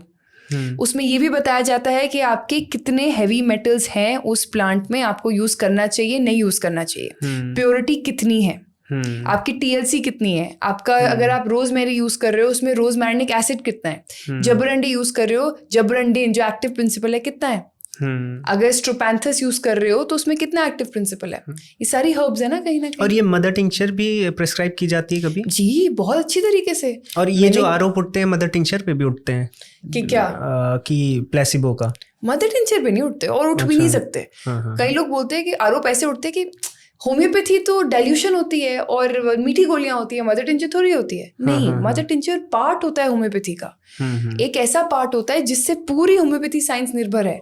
आज मेरे पास मदर टिंचर नहीं है, मैं उसको उस पर डाइल्यूशन नहीं बना सकती। दैट इज व्हाई आप हर क्लिनिक में जैसे जो क्वेश्चन उठ रहा है डाइल्यूशन पे, तो उसका आंसर मदर टिंचर से देना सही है क्या? कहीं ना कहीं सही भी है, but also nano technology is the future. आप देखो, एक एक मेडिसिन पानी में डाल के नैनो टेक्नोलॉजी द्वारा उसको स्टडी किया गया है, देखा गया है कि पल्सेटिला का स्ट्रक्चर अलग होता है पानी में और बेलाडोना का अलग होता है। अच्छा। और सारी डिफरेंट पोटेंसीज में स्टडी करा गया है। और अगर काम नहीं कर रही होती तो कस्टमर बेस नहीं होता, अगर कस्टमर बेस नहीं होता और ठीक नहीं हो रहे होते तो साइंस खत्म हो जाती। आज आप बिलीव करोगे, मेरे को नहीं पता आयुर्वेदा में कितनी दवाइयाँ इंडिया से आती हैं, बाहर से आती हैं। होम्योपैथी में हर कॉन्टिनेंट, कंट्री से आती है दवाइयाँ, बिकॉज हम जब वैक्सीन में देखते हैं मेरी दवाई अन्य क्या raw herbs, material raw material हाँ। हर जगह से आती है। दवाइयों का मतलब रॉ मटेरियल एंड हर जगह से आती है। अब जैसे स्ट्रोपैंथस बेलेडोना है, वो कहीं ना कहीं यूके से आ रही है। क्यों वो यूके से क्यों आ रही है? क्योंकि वहीं पे बनती है, वहीं से सोर्स्ड है। आप कैलेंडुला फ्लावर्स देखो, वो कहाँ से आते हैं? इंडियन कॉकरोचेस कहाँ से आते हैं? वेनम कहाँ से आता है? आपका एपिस बी कहाँ से आती है? एक एपिस एक पर्टिकुलर बी ही है, और वो बी यहाँ पे थोड़ी मिलेगी हाँ, मुझे। अगर ये मतलब प्लेसिबो ही होता या फिर इतनी मेहनत करने की इतनी मेहनत की जरूरत क्या होती? मैं तो कुछ भी बना के दे देती आगे, वो काम कर जाता, नहीं करता, फिर आपको दिखता।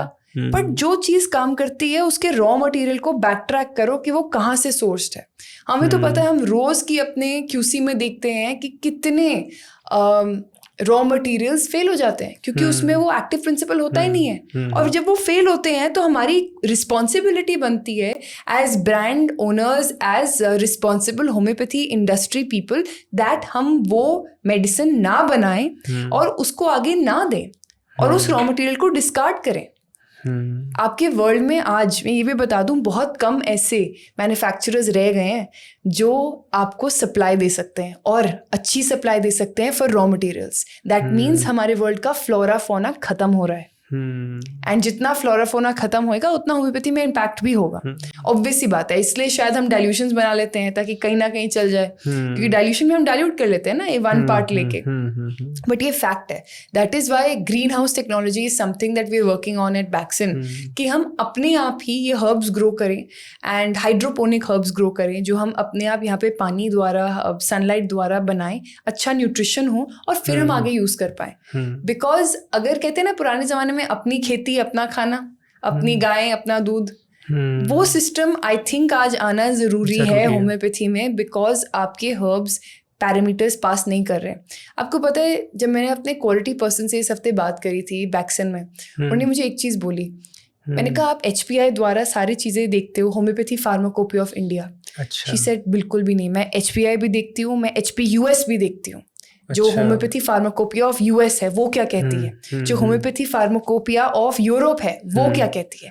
हर कंट्री की अपनी अपनी फार्माकोपिया है जिसके द्वारा एक प्रोसेस बन जाता है। Yes, this is a principle on what every industry today और every industry today should run, और every company in homeopathy should run like that. And this qualifies your medicine to be international standards द्वारा। We must have that.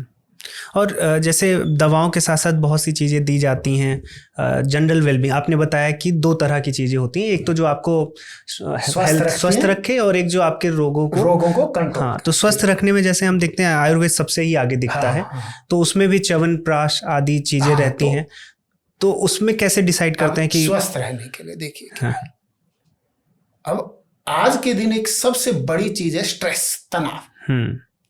अब stress में होता क्या है हमारे शरीर में, देखिएगा, फिर हम इसी विषय पे आयुर्वेद में आएंगे। हमारी बॉडी में एक हार्मोन होता है कोर्टिसोल। हाँ, वो स्ट्रेस के लिए जिम्मेवार है। ये एड्रिनल ग्लैंड होती है किडनी के ऊपर, उसमें से निकलता है। अब कोर्टिसोल की हमें स्टैंडर्ड मात्रा चाहिए 50 से 250 मिली इक्विवेलेंट, और कोर्टिसोल हमें 2 ही टाइम मैक्सिमम चाहिए, एक तो सुबह 8 बजे और एक शाम को 5 बजे। क्यों? वो शरीर की प्रक्रिया है। अच्छा, शरीर का उसी समय मैक्सिमम होता है।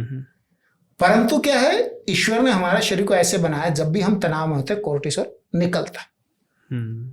अच्छा, शरीर में बहुत सी चीजें एक दूसरे के विरोधी होती हैं। कोर्टिसोल क्या करता है, शुगर को बढ़ाता है, शरीर में ग्लूकोज लेवल को बढ़ाता अप करता है, और इंसुलिन क्या करता है, ग्लूकोज लेवल को कम करता है। दूसरा कोर्टिसोल क्या करता है, शरीर में फैट के लेवल को बढ़ाता है। अच्छा। और थायराइड क्या करता है, T3 T4 फैट के लेवल को कम करता है। और भी कई काम मैं शॉर्ट में बता रहा हूं। अब जैसे ही हम तनाव में आए, हमारा कोर्टिसोल बढ़ गया। अब कोर्टिसोल बढ़ गया, ठीक है, उसके कारण ब्लड में शुगर बढ़ गया, ग्लूकोज बढ़ गया, उसके कारण इंसुलिन बढ़ गया। अब इंसुलिन ज्यादा हो गया, शरीर उतना यूज नहीं कर पा रहा, इंसुलिन रेजिस्टेंस हो गया। थायराइड का हार्मोन ज्यादा बढ़ गया, उसके फैट को कंट्रोल करने के लिए वो अनावश्यक। कोर्टिसोल के कारण हमारे को अनावश्यक घबराहट, पसीना, और हम एक स्ट्रेस मोड में आ गए हमेशा के। अब आइए यहाँ पे आयुर्वेद ने क्या किया। मेडिकली 1 से ज्यादा बार मनुष्य और चूहों पे प्रयोग किया गया है। अश्वगंधा ने कोर्टिसोल लेवल को कम किया है। अच्छा। एक से ज्यादा बार, और भारत से बाहर और भारत के अंदर दोनों जगह चूहों पे प्रयोग किया गया है, कोर्टिसोल को कम किया है, परंतु केवल एक्सेस कोर्टिसोल को कम किया है, नॉर्मल से नीचे नहीं ले गए। अब अगर आप प्रतिदिन थोड़ी सी मात्रा में अश्वगंधा किसी भी तरह यूज करते हैं, आप उस स्ट्रेस से बच सकते हैं और उसके नेगेटिव इफेक्ट से बच सकते हैं। ये आयुर्वेद का स्वास्थ्य को स्वस्थ रखने का उपाय। अब आज दूसरी प्रॉब्लम हमारी हाइपर एसिडिटी। अच्छा। एक समय हमारे पास टेलिए कौन सी दवा कितनी दुनिया में बिकती है। एक समय था रेनिटिडीन, अगर नाम सुना हो, एसिलोक नाम से आती है, जिनटेक नाम से आती है, अब तो कम हो। हाँ, जिनटेक सुना है। एक समय था, आज से लगभग 20-25 साल पहले इस दवा का रिकॉर्ड था, हाईएस्ट बिकने वाली 10 दवाइयों में। आज जो अगर आप डॉक्टर प्रेस्क्रिप्शन देखोगे, टोटल पेशेंट के 10% को एक दवा रिकमेंड की जाती है, ओमेप्राजोल, पेंटोप्राजोल, रेबिप्राजोल। अब ये दवा आदमी डेली लेता है सुबह खाली पेट, 10% पेशेंट में। अब इसके बहुत नेगेटिव साइड इफेक्ट है, पर एक बड़ा साइड इफेक्ट बताऊंगा, डिमेंशिया। अच्छा। भूल जाना। और ये डिमेंशिया प्रोमिनेंट दिखता है जब पेशेंट को आप किसी को एडमिट करते हैं और उसको ये anti ulcer proton pump inhibitor बोलते हैं इनको हम, इनको आपको इंजेक्शन से बड़ी क्वांटिटी में देना पड़ता है, तो उनमें डिमेंशिया एकदम स्पष्ट दिखता है। और हड्डी कमजोर होना, इम्यूनिटी कमजोर होना, क्योंकि आपने बैक्टीरिया तो मार दिए पेट के। अब यहाँ पे आयुर्वेद का रोल आ गया। हमारे हर एक के घर में एक चीज होती है, सिंपली लौंग, क्लोव। डेली की आप केवल 1 ग्राम लौंग, मैक्सिमम लिमिट है 1 ग्राम, डिवाइडेड डोज, मतलब 4 लौंग है, खाने के बाद या किसी भी समय चबा के खाइए, पीस के खाइए, किसी भी तरह खाइए। आपके हाइपर एसिडिटी को, अल्सर को उतना ही बैलेंस करेंगी जितना आपकी रेबिप्राजोल या ओमेप्राजोल या जो भी प्रोटॉन पंप इनहिबिटर वो कर रहा है, विदाउट जीरो साइड इफेक्ट। ये है आयुर्वेद की जो विशेषता, जो स्वस्थ को स्वस्थ रखना। तो इसीलिए क्या ये अलग अलग जो इंग्रेडिएंट्स हैं, लौंग हो गया, अश्वगंधा, इनसे मिला के वो जो च्यवनप्राश आदि बनाते हैं? नहीं, देखो ऐसा होता है, च्यवनप्राश आयुर्वेद में एज ए टॉनिक रिकमेंड नहीं किया गया है। अच्छा। हाँ, वहां पे इसको रसायन बोला है बॉडी को रीजनरेट करने के लिए, परंतु इसके साथ जो कंडीशन है वो इतनी हार्श है, प्रेजेंट में पॉसिबल नहीं है। कुटी प्रवेशिक विधि बोलते हैं इसको। हाँ, अगर आपको उसकी बजाय लाभ लेना है तो च्यवनप्राश की बजाय आंवला, आंवला पाउडर या आंवला के रसायन, जिसमें आंवले पाउडर में आंवले का रस डाल के सुखाया गया, वो लीजिए, बजाय इसके कि आप च्यवनप्राश लें। च्यवनप्राश में क्या problem? Chyawanprash first of all, ज्यादातर च्यवनप्राश 60% शुगर है, एक बात। अच्छा। दूसरी बात यह है, उसका स्वाद को मेंटेन करने के लिए उसमें कड़वी जड़ी बूटियां हटा दी गई। अच्छा। हाँ, तो इसलिए वो गुण भी उतना नहीं आता। ठीक है।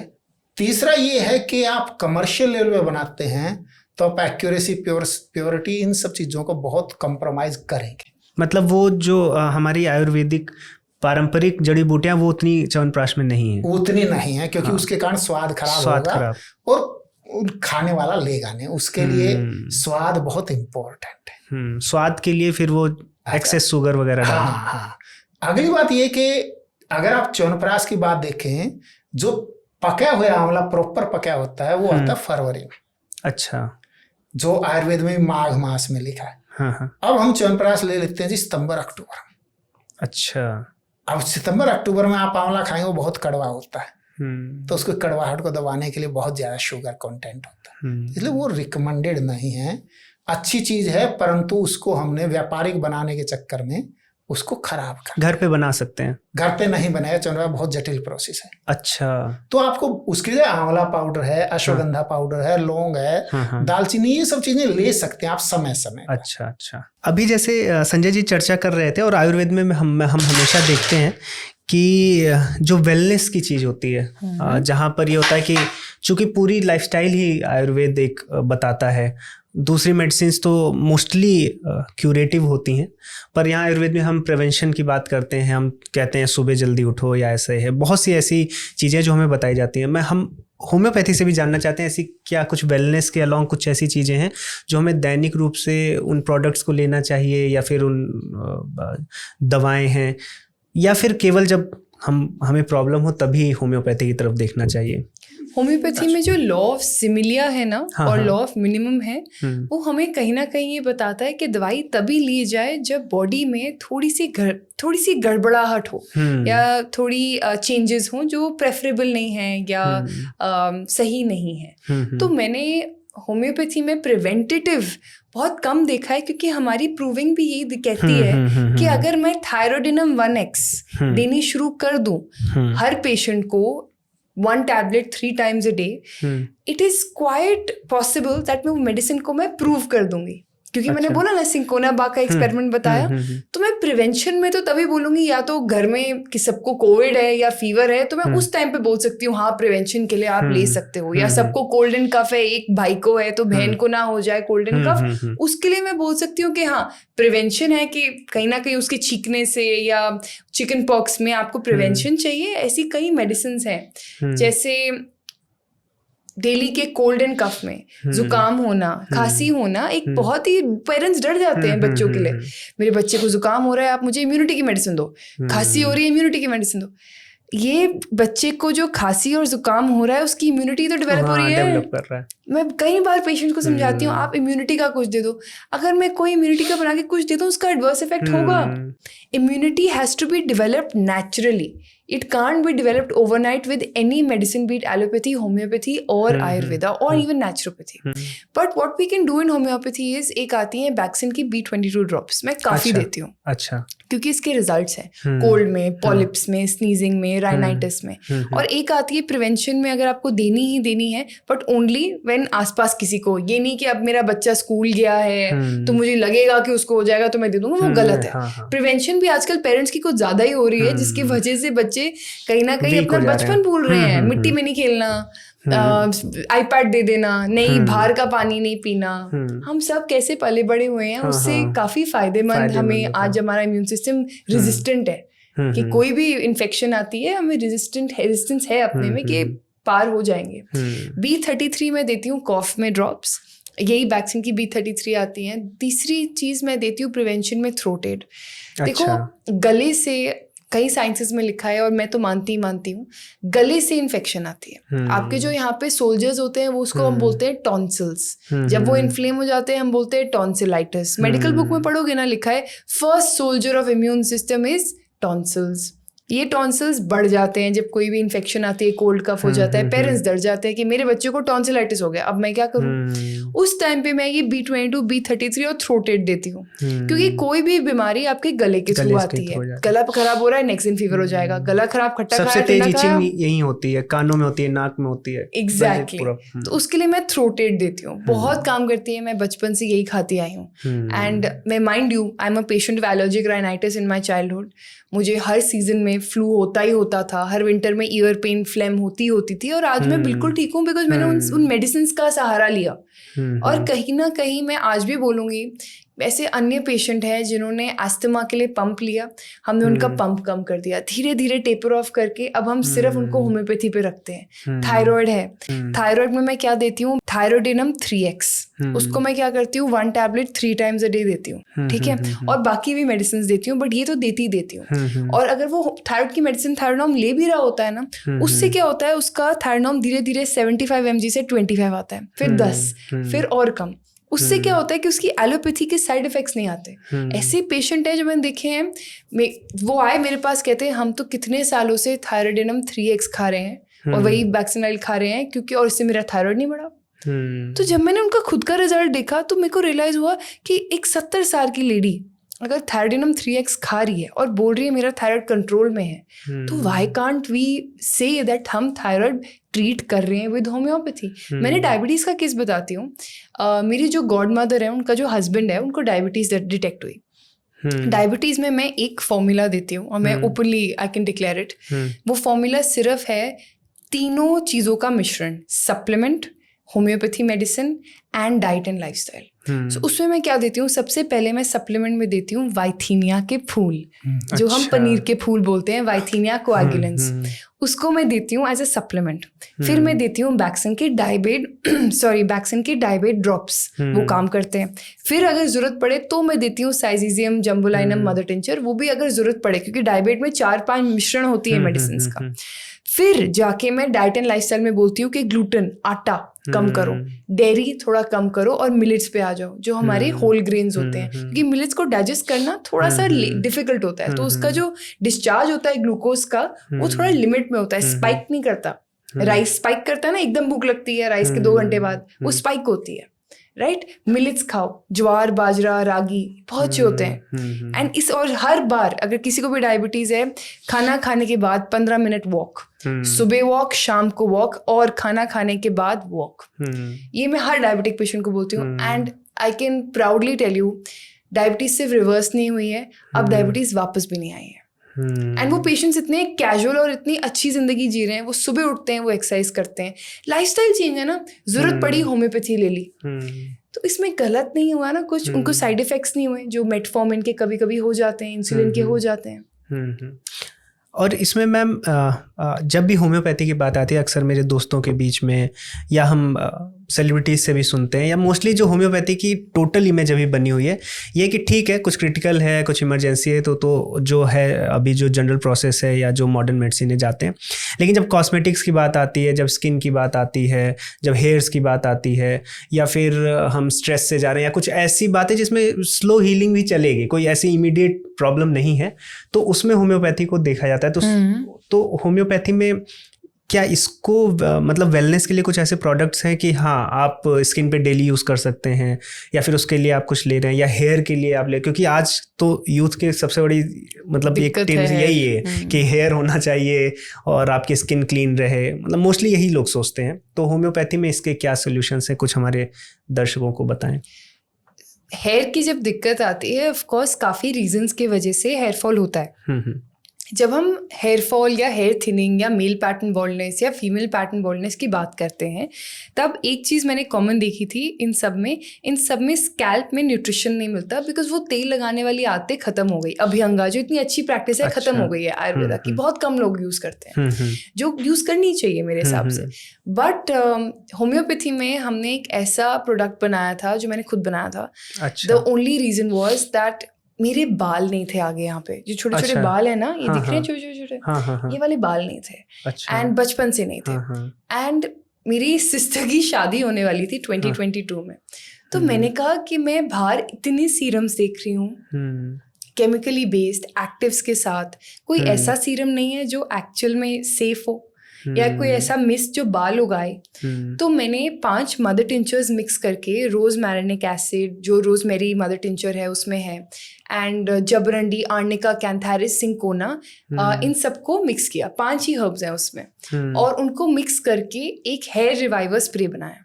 मैंने पहले अपने खुद के सर के ऊपर ट्राई किया, क्योंकि होम्योपैथी में लिखा है और सबको पता होएगा that physician is the best prover, charity begin from home. Yes, तो हमने शुरू किया, right, and charity begins from home. तो मैंने खुद शुरू किया कि देखते हैं अपने ऊपर फर्क पड़ता है नहीं पड़ता।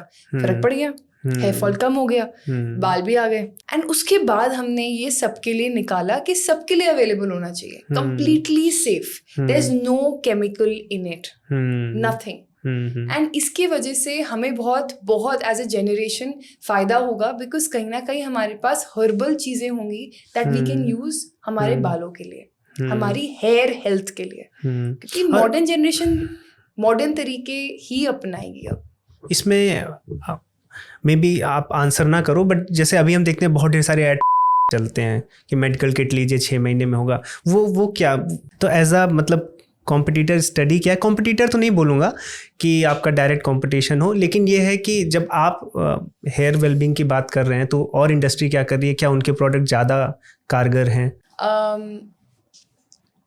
तो हमने क्या किया, हमारे पास जो पेशेंट आते हैं वो इन ब्रांड से मेडिसिन ट्रीटमेंट लेकर आते हैं। अच्छा। तो हम जब उनके रिजल्ट्स देखते हैं तो हम यही देखते हैं दैट कई चीज़ें बनी हुई हैं बट शायद अच्छे तरीके से नहीं ट्रीटमेंट हो रही, या कस्टमर सर्विस अच्छी नहीं है। लोगों को ठीक करना एक चीज़ होती है, बट कस्टमर या अपने पेशेंट्स को अच्छे से बात करना अलग बात होती है। उनको ट्रीट करना, उनकी सारे स्ट्रेस और वरीज को दूर करना।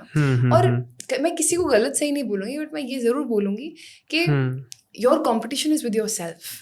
In the industry there will be 5 to 10 to 20 different brands that will come every year. हर साल एक नया ब्रांड आएगा, हर दूसरे साल एक नया प्रोडक्ट आएगा। हमारे हाथ में ये है, हम वो चीज़ें दें जो फ्यूचर की साइंस और ह्यूमंस को सेफ रखे। ये हमारा गोल है।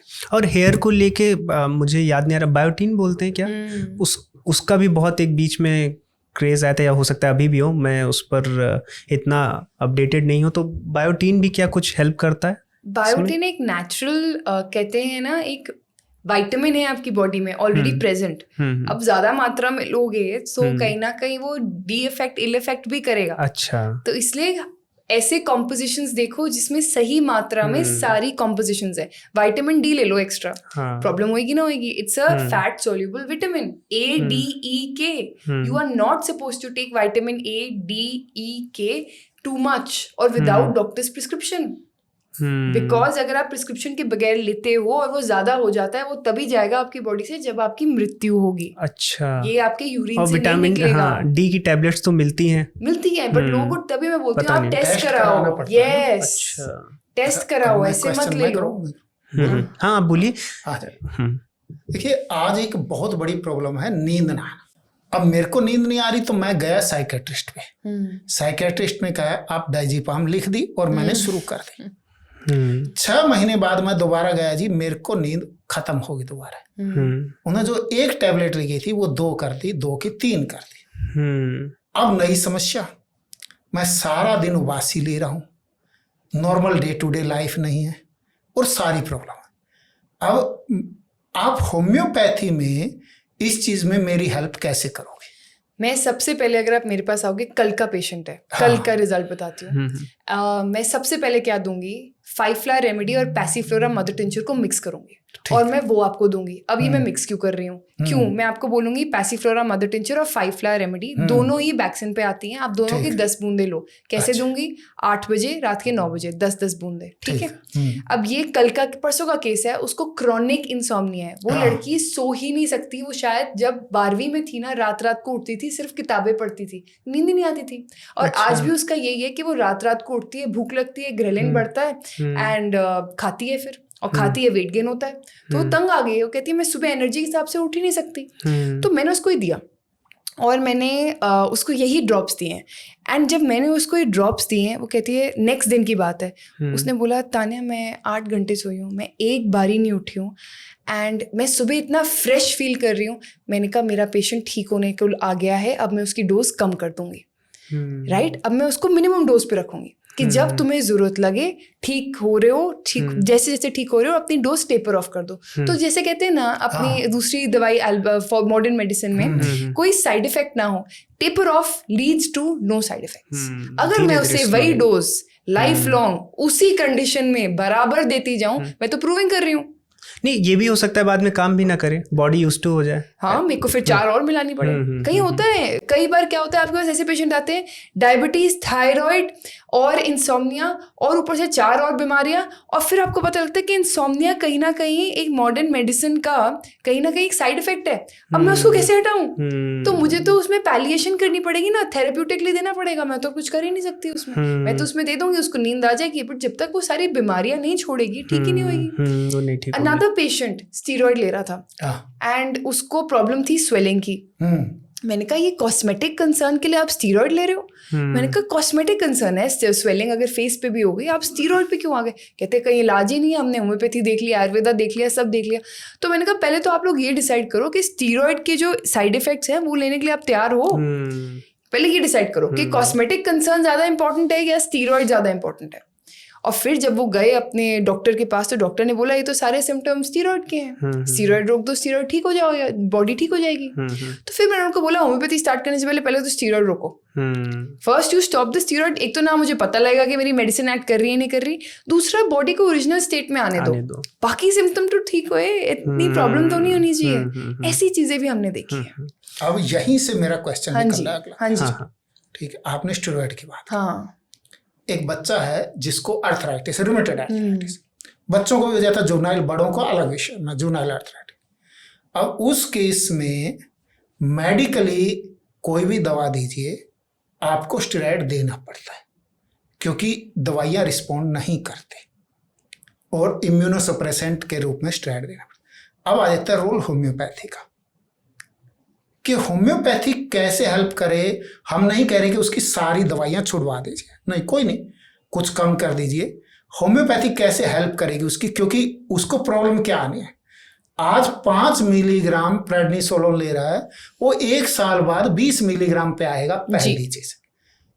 आज वो non steroidal anti inflammatory drug ले रहा है 100 mg, 1 साल बाद वो 300 पे आएगा। ठीक है, उसकी ज्वाइंट डिफॉर्मिटी साल दर साल बढ़ती चली जाएगी।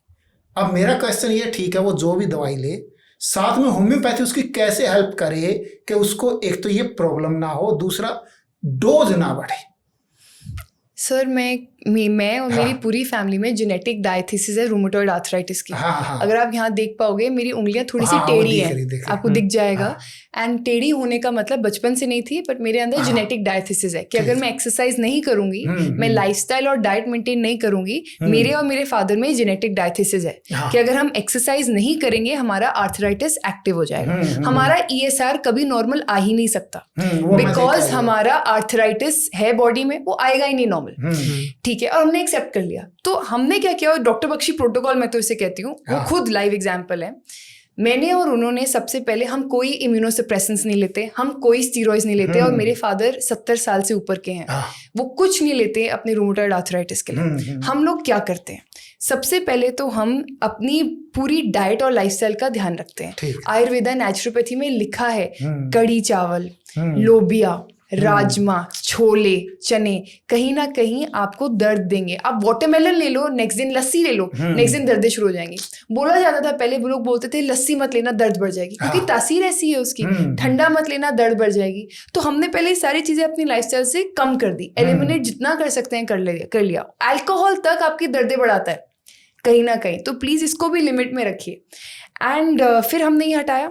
सेकेंड, हमने क्या किया, एक्सरसाइज। हमने ये नोट किया कि अगर आपके पास जोड़ों का दर्द आ रहा है, क्रैम्प्स आ रहे हैं, रात को रेस्टलेस लेग सिंड्रोम आ रहा है, या आपके पास आर्थराइटिस, सिंपल क्रैम्प्स कहीं भी बॉडी में, frozen shoulder, cervical, exercise is mandatory. मेरे क्लिनिक में सर एक योगा आचार्य जी होते ही होते हैं, जिनका मेन मिशन ही ये है कि जिनको भी दर्दें हैं उनको एक्सरसाइज करवाओ। मेरे जितने पेशेंट हैं वो कहते हैं अभी 1 महीना छुट्टी पे थे ना, एक्सरसाइज नहीं करी तो दर्द वापस आ गया। मैंने कहा आएगा ही आएगा, ये लाइफस्टाइल प्रॉब्लम है। मैंने कहा इसमें अब मैं होम्योपैथी दूं, आयुर्वेद दूं, इससे बेटर अपनी लाइफस्टाइल ठीक करो। मैंने कहा एक्सरसाइज ही दर्द को मारेगा। हम ये बोल देते हैं जिम जाऊंगा और दर्द होगा, मैं नहीं जाऊंगा, नहीं, एक्सरसाइज करें, योग रोज करें, exercise is the main thing.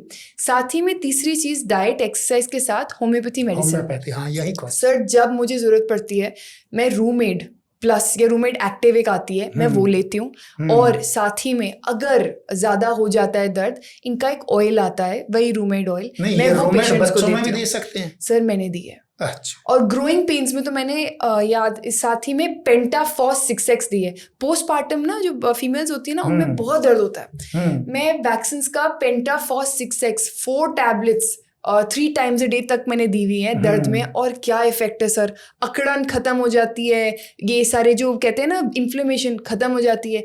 ऐसे कई पेशेंट्स हैं जो पेंटाफॉस एक दवाई भी नहीं है, पेंटाफॉस होम्योपैथी में मिनरल्स हैं सिर्फ, पेंटाफॉस 5 फॉसेस का मिश्रण है। And sir patients are doing very well. यहाँ तक कि मैं खुद पेंटाफॉस का सिरप रखती हूँ। एनर्जी नहीं है, स्ट्रेंथ नहीं है बॉडी में, पेंटाफॉस का सिरप ले लो, बहुत फर्क पड़ता है। I am not kidding.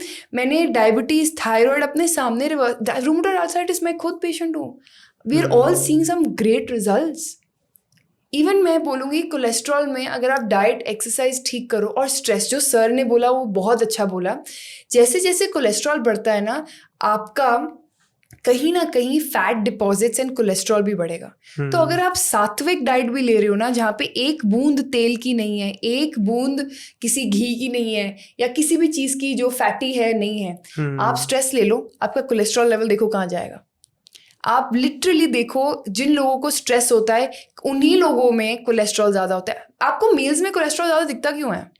Lifestyle stress ज़्यादा है। आपको उन्हीं लोगों में गॉल ब्लैडर स्टोन्स क्यों दिखते हैं जो खाते ज़्यादा हैं, जिनमें कोलेस्ट्रॉल बहुत ज़्यादा होता है।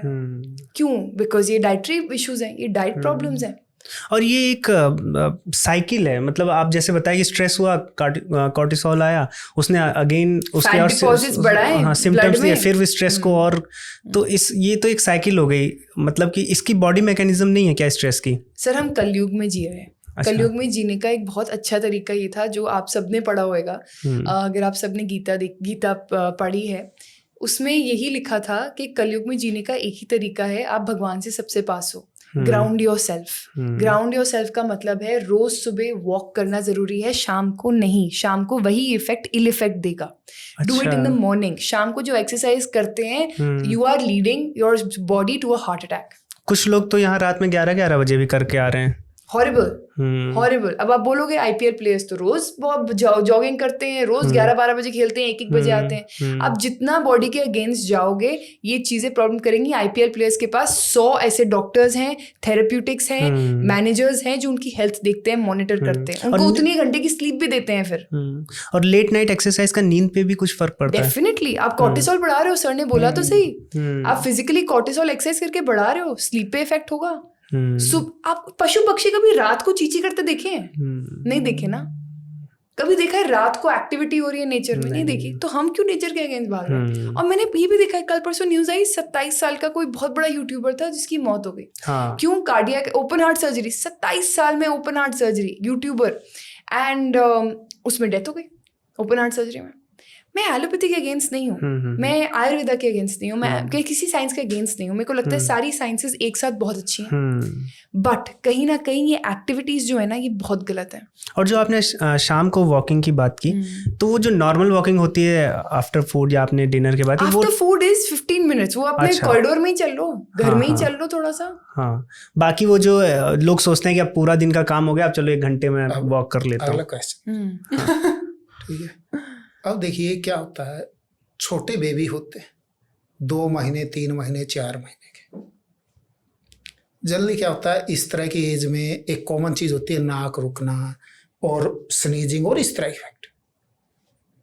और रात को हो गए, मम्मी फटाफट उठाते पापा को, चलो डॉक्टर के पास। अब डॉक्टर क्या करता है, नाक पे एक इनहेलर देता है, चाहे साल्बुटामोल हो, चाहे कोई लेवोलिन हो, हाँ, कुछ ना कुछ देता है। उसके साथ एक और चीज करता है वो, बिना बताए एक सिरप देता है जिसमें प्रेडनिसोलोन होता है, क्योंकि मम्मी कहती है चुटकी बजाते ही आराम चाहिए हमारे को। बहुत गलत है ना ये सर। हाँ, तो अब मेरा कहना ये है कि एक होम्योपैथ कैसे समझाए उसको, मम्मी को, कि भाई ये आप बेवकूफ़ी कर रहे हैं, चुटकी बजाते आराम ना करें। डॉक्टर नहीं समझाएगा, क्योंकि डॉक्टर को ये है कि भैया दूसरे डॉक्टर पे चला जाएगा। मॉडर्न मेडिसिन डॉक्टर क्यों करेगा, पर एक होम्योपैथ का उद्देश्य है। तो क्या मतलब इसको कैसे टैकल किया जाए कि मैजिक इफेक्ट जैसी चीज़ें खराब होती? सर मेरे क्लिनिक में लास्ट 2 वीक्स पहले एक लेडी आई थी 2 ट्विन्स लेके। हाँ। और उन बच्चों को आदत थी कि हर 15 दिन में वो लेंगे ही लेंगे इन्हेलर। और उनको ये आदत थी कि इन्हेलर लेना है, एंटीबायोटिक लेना है, इन्हेलर लेना है, एंटीबायोटिक लेना है। तो उसके बाद मैंने क्या किया, उनको होम्योपैथी दवाई दी। होम्योपैथी दवाई 1 दिन दी होगी, उसके नेक्स्ट दिन अटैक आ गया। मैंने कहा इतनी जल्दी होम्योपैथी एक्ट नहीं करेगी। आप मत सोचो कि आपने आज दवाई ली और कल बच्चे को स्नीजिंग खत्म। मैंने कहा लॉ ऑफ नेचर क्या है, एक पौधा कितना टाइम लेता है पूरा का पूरा पेड़ बनने में, राइट? इसको डिजीज कोर्स को चलने दो। एक कोर्स होता है बॉडी का भी हीलिंग का, अगर आप उसमें सप्रेसेंट्स डाल दोगे आप हीलिंग के मैकेनिज्म को डिस्ट्रॉय कर रहे हो। तो मैंने तो पहले तो उससे बोला कुछ भी हो जाए आपको एंटीबायोटिक्स नहीं देनी। आप प्रेशर में आ रहे हो, आपको सिट्रिजिन देनी है, मॉन्टेड देनी है, आपको कुछ भी देना है, आप एंटीबायोटिक्स नहीं दोगे क्योंकि आपको पता ही नहीं है बैक्टीरियल है वायरल है, आप दे जा रहे हो उसकी बॉडी का सारा बैक्टीरिया खत्म कर दिया अच्छा वाला, राइट। तो अब मैंने क्या किया, उसको होम्योपैथी पे डाला, होम्योपैथी पिल्स पे डाला, होम्योपैथी SOS भी दी कि बच्चों को कोल्ड कॉफ हो पानी में डालो, पिल्स ऐसे दो, सब कुछ दिया, राइट। उसके बाद अभी उसको अटैक पड़ गया 2 दिन बाद। अब मैंने क्या किया अक्यूट में, मैंने उसको बोला आपने इनहेलर, कहते मैंने इनहेलर दे दिया है। मैंने कहा किसी को पूछ के दिया? कहते नहीं मैंने दे दिया, उसको थोड़ी खांसी हुई थी मैंने दे दिया, घर में ही रखा था। हाँ घर में ही रखा था। तो मैंने कहा ठीक है अब तो आपने दे दिया। कहती मैं एंटीबायोटिक्स लेने जा रही हूँ। मैंने कहा वहीं रुक जाओ, मैंने कहा एंटीबायोटिक्स तो नहीं जाएंगी, मैंने कहा आपको मैनेज करना है आप एलोपैथी से मैनेज कर लो। मैंने कहा मुझे चाहिए टाइम, और होम्योपैथी टाइम इससे लगाएगी because law of nature is also law of homeopathy. अगर मैं यहाँ पे इम्यूनोसप्रेसेंट लेके पेन कम कर रही हूँ, कहीं ना कहीं I am also damaging my body. Sir periods के टाइम पे लड़कियों को आदी हो गई है पेन किलर लेने की, ये नॉर्मल प्रैक्टिस हो गया। मैं आपको क्लिनिकली प्रूवन ये चीजें बता सकती हूँ। जो लड़की एक्सरसाइज करेगी डेली, जॉगिंग, रनिंग, योग, स्ट्रेचिंग, साथ ही में डाइट अच्छी खाएगी जहाँ पे ग्लूटेन प्रोसेस्ड फूड कम होता है, उसका पेन बहुत कम होगा। सर मैं खुद बहुत बड़ी एग्जांपल हूँ यहाँ पे, and I have really seen the way women have improved their health, menstrual health. मैं उसमें क्या देती हूँ, मेंस्ट्रुअल हेल्थ में मैग्नीशिया फॉस 6x और मैं देती हूँ B31 ड्रॉप्स, ये देती हूँ पीरियड पेन में, पीरियड पेन ठीक होता है। तो साथियों इस चर्चा को आगे बढ़ाएंगे, बहुत सफल चर्चा लग रही है, बहुत सी चीज़ें हमें जानने को मिल रही हैं आयुर्वेद से भी और होम्योपैथी से भी। हम एक लेंगे छोटा सा ब्रेक और फिर उसके बाद इस चर्चा को कंटिन्यू करेंगे। तो साथियों इससे पहले कि हम पॉडकास्ट के एंड की तरफ बढ़ें, कुछ टीममेट्स हैं हमारे जो प्रश्न पूछना चाहते हैं हमारे एक्सपर्ट से, तो अब टीम के कुछ प्रश्न होंगे। सबसे पहले तो वी आर वेरी थैंकफुल कि हमें आपसे इतना सारी चीज़ें जानने को मिली। मेरा क्वेश्चन है कि किसी पर्सन की अगर वीक आई साइट है तो इज़ इट पॉसिबल कि वो ठीक हो सकती है, क्योर हो सकती है, या फिर ये एक मिथ है कि एक वीक आई साइट सही हो सकती है? क्योंकि हम यूट्यूब पे बहुत सारे वीडियोस देखते हैं, ये एक्सरसाइज कर लो, ये योगा कर लो, ये खा लो तो सही हो जाएगी, बट क्या ये पॉसिबल है? और अगर है तो फिर कैसे, मतलब एक पर्सन कैसे क्योर कर सकता है? आप पहले आइए सर। इसमें मैं जोड़ दूंगा कि सुबह हरी घास पे चलना, ठंडे पानी से आंख पे मारना, वो सब चीजें बहुत छोटी सी। मैं फटाफट 2 आंसर देता हूँ। एक क्या कोई साइंटिफिक एविडेंस आया है? आयुर्वेद में एक जड़ी बूटी होती है निर्गुंडी, अब उसको आंखों के लिए बहुत गुणकारी होता है। अब चूहों पे एक प्रयोग किया गया निर्गुंडी का। क्या किया गया, हमारे उस चूहों को एक इंजेक्शन दिया गया जिससे आंख का लेंस धुंधला हो जाता है। अच्छा, अब धुंधला, उसको जिन चूहों को निर्गुंडी और वो दिया गया उनका धुंधला नहीं हुआ। अच्छा। और जिनको केवल इंजेक्शन दिया उनका धुंधला हो गया। अब ये धुंधला क्या होता है? आंख का लेंस, हमारे आंख के लेंस में 2 तरह के प्रोटीन होते हैं, एक वाटर सोल्यूबल होता है, एक इनसोल्यूबल होता है। और इनसोल्यूबल बहुत कम होता है, सोल्यूबल ज्यादा होता है। वो इंजेक्शन देने से इनसोल्यूबल प्रोटीन बढ़ गया, इसके कारण धुंधला हो गया लेंस। और इंजेक्शन निर्गुंडी साथ में दिया तो वाटर सोल्यूबल प्रोटीन बढ़ा रहा है, वो कम नहीं हुआ। ये होगी एक बात। अब आ जाती है क्या आयुर्वेद में काम करता है। हाँ, पहली दवा मेरी चॉइस की है शतावरी, जो मोर देन 100% अगर 1 साल लेंगे आप, तो मैं अबोव 100% श्योर हूं कि आंख को रिपेयर करेगी। इवन आपकी चाहे कॉर्निया में हो, चाहे रेटिना में हो, चाहे मसल डैमेज हो, मसल वीक हो, हर स्थिति में काम करेगी केवल शतावरी लेने से। और इसको आयुर्वेद में बार बार लिखा गया है और ये सही है। जब आती है बात आंखों की दिक्कत की, होम्योपैथी में चलता है सिनेरिया मैरिटिमा और यूफ्रेशिया ऑफिसिनालिस। यूफ्रेशिया मैंने खुद यूज़ किया है कंजंक्टिवाइटिस में। मेरे आधे पेशेंट जब कंजंक्टिवाइटिस होता है, अभी जो सीज़न चल रहा है रेनी सीज़न, हमने यूफ्रेशिया देखा है, काम करता है। पर अगर मैं बोलूँ यूफ्रेशिया कैटरैक्ट हटा सकता है, मैंने ऐसी कोई स्टडी नहीं देखी, ये सिर्फ और सिर्फ क्लेम्स है and there is no evidence to it. मैं ये बोल सकती हूँ कंजंक्टिवाइटिस में रिलीफ देगा, इचिंग में रिलीफ देगा, ड्राई आइज में रिलीफ देगा, पर शायद ये इसमें रिलीफ ना दे। पर मैंने ये भी देखा है सर्टेन केसेस में, लाइफस्टाइल में लोगों की आईसाइट बहुत ख़राब है, मायोपिया हुआ है, एंड जैसे जैसे एज बढ़ती है वर्स होता है। बट उन्होंने अपनी लाइफस्टाइल में ग्राउंड में डेली वॉकिंग, ग्राउंडिंग जो हम कहते हैं, ठंडा पानी, good vegetarian salad diet include किया, जिसकी वजह से उनकी आईसाइट का नंबर ज़्यादा होने के बजाय कम होता गया और आज उनको चश्मे की ज़रूरत नहीं है। एंड शी इज़ अबाउट 50-55 और वो खुद बोलती हैं कि मैं रोज़ सुबह चलती हूँ, I live a very natural life compare to city, I now live on a farm area, और वो मेरे लिए बेटर है। तो कहीं ना कहीं उसमें मैंने देखा कि इससे फ़र्क तो पड़ता है कि अगर आप लाइफस्टाइल चेंजेस करो, कई लोगों में फ़र्क पड़ जाएगा जिसमें इतनी बड़ी प्रॉब्लम नहीं है।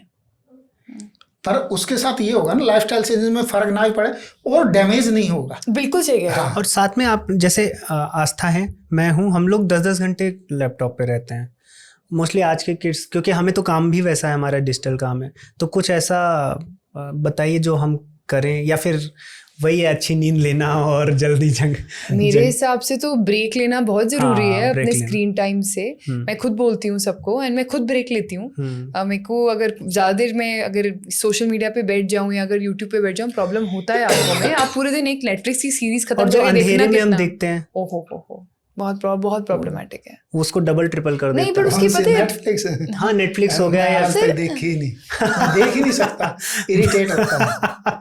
एक्चुअली मेरे को ये है ना, पढ़ने का शौक, हाँ, तो पढ़ने तो पढ़ लिया, सुन ली, हाँ। और चीज फिल्में नहीं देख नहीं, कुछ पाता। हम अच्छे शोज आपको बताएंगे। नहीं वो ठीक है, इरिटेट करती है मेरे को, चक्कर ही वो।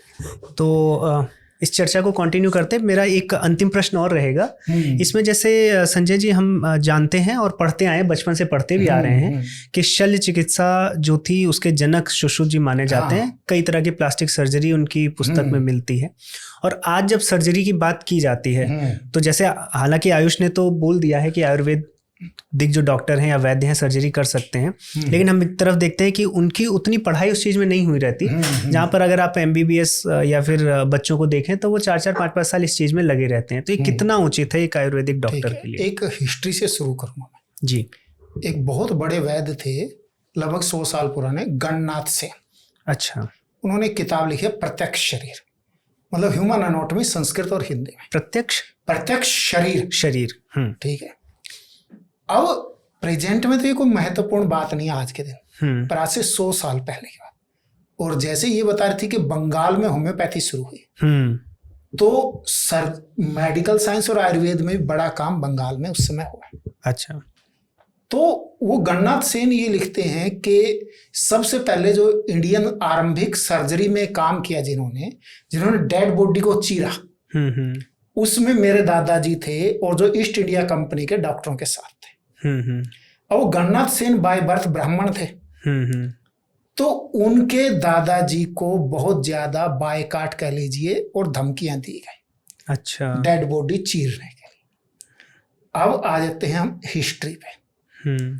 हिस्ट्री में सुश्रुत संहिता में डेड बॉडी को काट के या दूसरे तरीकों से डाइसेक्शन और अलग तरीकों से अध्ययन का विधान है। अच्छा। और प्रैक्टिस का विधान। ठीक है। अब होया क्या, एक समय पे हमारे यहाँ डेड बॉडी को छूना काटना ये सब बहुत ही बुरा मान लिया गया। अच्छा। और उसके कारण सर्जरी जो छोटी मोटी होती भी वो या तो जो बार्बर नाई है उसके हाथ में रहेगी या इसी तरह के कम पढ़े लिखों के हाथ में रहेगी सर्जरी लंबे समय तक। तो कैसे उसको बहुत ही बुरा मानना गया धार्मिक कारणों से। हाँ, धार्मिक कारणों से डेड बॉडी को चीरना, देखना, एनालिसिस करना ये गलत मानना गया। अच्छा। और जिसका जो जी आया वो कर लिख दिया। महर्षि दयानंद के जीवन में भी एक घटना आती है कि उनको गंगा नदी में एक डेड बॉडी तैरती हुई मिले। वो लाए और उसको कट किया। कट इसलिए किया कि योग साधना में कहा जाता है मानव शरीर में 7 चक्र होते हैं। तो उन्होंने देखा, उन्होंने पाया भी अंदर कोई चक्र जैसी कोई चीज नहीं। ठीक है। अब आ जाते हैं हम प्रेजेंट पे। तो सर्जरी जब तक आप डेड बॉडी को नहीं काटोगे, अभ्यास नहीं करोगे, सर्जरी नहीं। अब आ जाता है आयुर्वेद वाले करें या ना करें। ये केवल पुस्तक पढ़ने का विषय नहीं है। जैसे मैं पुस्तक पढ़ के तैरना नहीं सीख सकता, इस तरह पुस्तक पढ़ के मैं सर्जरी भी नहीं सीख सकता। इसको मेरे को पीढ़ी दर पीढ़ी सीधा, मतलब एक टीचर से दूसरा स्टूडेंट, स्टूडेंट से टीचर, इस तरह चलेगा। अगली बात ये है, सपोज कीजिए मैं किडनी की पथरी की सर्जरी करता हूँ, अब मैं ब्लड ट्रांसफ्यूजन मॉडर्न कर रहा हूँ, पेन किलर मॉडर्न दे रहा हूँ, एनेस्थीसिया मॉडर्न दे रहा हूँ, तो भैया आयुर्वेद कौन सा कर रहा हूँ यहाँ? कोई आयुर्वेद जैसी चीज मैं कर ही नहीं रहा, तो मेरे को क्यों अलाव होना चाहिए? दूसरी बात एक और, आयुर्वेद का क्षेत्र इतना ज्यादा विशाल है, आपके अध्ययन के लिए, शोध के लिए अनंत संभावनाएं। आप ऐसा कर सकते, सर्जरी को टालने के लिए आप होमवर्क कीजिए। जैसे किडनी स्टोन है, उसमें हम टाल सकते हैं, परंतु क्या आज आयुर्वेद वाले कहते हैं भी हार्ट ब्लॉकेज में भी मैं सर्जरी टाल दूंगा? तो बजाय इसके कि आप हार्ट की सर्जरी मैं करूंगा इस जिद करने के, आप अपनी दवा से ब्लॉकेज रोकिए या ब्लॉकेज को रिवर्स कीजिए। अरे भैया उसकी सर्जरी वाले सारे आपके पास आ जाएंगे, वो कोई सर्जरी नहीं कराएगा, कोई ओपन हार्ट सर्जरी नहीं कराएगा अगर आप दवा से उसकी ब्लॉकेज हटा दोगे। तो ये जिद क्यों? दूसरी बात एक और है, आपका एक स्टूडेंट है जो 5वीं क्लास का मैथमेटिक्स सॉल्व नहीं कर सकता, और आप उसको जिद कर रहे हैं कि जी मैं ग्रेजुएट इसको करूं, वो गलत होगा। हालांकि प्रैक्टिकली हो रहा है, राजस्थान में ऐसे केसेस आए हैं, फिजिक्स में एंट्रेंस टेस्ट में 0 नंबर प्रोफेसर है, माइनस में नंबर मैथ के प्रोफेसर हैं, और आप नेट पे सर्च कर सकते हैं, ये रियल। यही अब वो क्या पढ़ाएंगे जो 0 नंबर वाले? यही हाल आयुर्वेद की सर्जरी के साथ होगा। आप आधा तीतर आधा बटेर बन जाओगे, ना तो आयुर्वेद रहेगा ना मेडिकल साइंस। आयुर्वेद में हजारों चीजें हैं जिसको आज आयुर्वेदिक प्रैक्टिशनर नहीं जानता। आप उन्हीं पे काम कीजिए, उन्हीं पे विकास कीजिए। एक व्यक्ति डेली इंसुलिन ले रहा है, आप कोशिश कीजिए उसको इंसुलिन बंद करने की। एक किडनी फेल्योर है, एक लीवर सिरोसिस है, इस तरह के प्रॉब्लम है, एक का हार्ट का वो जो है ट्रांसप्लांट ही जरूरी है। आप उन चीजों पे काम कीजिए ना कि आप उसको अवॉइड कर सके। वहां आप काम नहीं कर रहे, उसके आप ये जिद कर रहे हैं जी मैं सर्जरी करूंगा। तो क्या करेंगे आप? पेशेंट के लाइफ को वो करेंगे। आपको एक इम्यूनिटी मिल गई कानून से, आप उसका मिसयूज करेंगे। ये ह्यूमन नेचर है, जब भी आपको इम्यूनिटी मिलती है आप उसका मिसयूज करते ही करते हैं। हमारे भारत में लगभग 10 कानून ऐसे हैं जहां केवल शिकायत ही प्रमाण माना जाता है। जैसे दहेज का कानून है, महिला उत्पीड़न का कानून है। एक महिला ये लगा देती है जी इसने मेरे को 5 साल पहले छेड़ा था, आप अंदर, आपकी जिम्मेवारी है 5 साल पहले आप उसके साथ थे नहीं थे ये सिद्ध करने के। इस तरह के बहुत कानून। जब भी इम्यूनिटी मिलती है आप गलत करते हैं, ह्यूमन नेचर है। तो आपको सर्जरी के लिए चिकित्सा की इम्यूनिटी मिलेगी, आप गलत करेंगे, रोगी मरेंगे। इसलिए ये किसी भी तरह से स्वीकार्य नहीं। तो ये किया क्यों अलाउ? इसके पीछे कोई रीजनिंग? इसके पीछे लॉबिंग हो सकती है। अच्छा, लॉबिंग है। एक तो कारण ये है। दूसरा कारण ये है कि एक ह्यूमन नेचर भी है। जैसे अब डिलीवरी होने, आज के दिन हम ये देखते हैं 2/3 से ज्यादा डिलीवरी सिजेरियन है। अच्छा।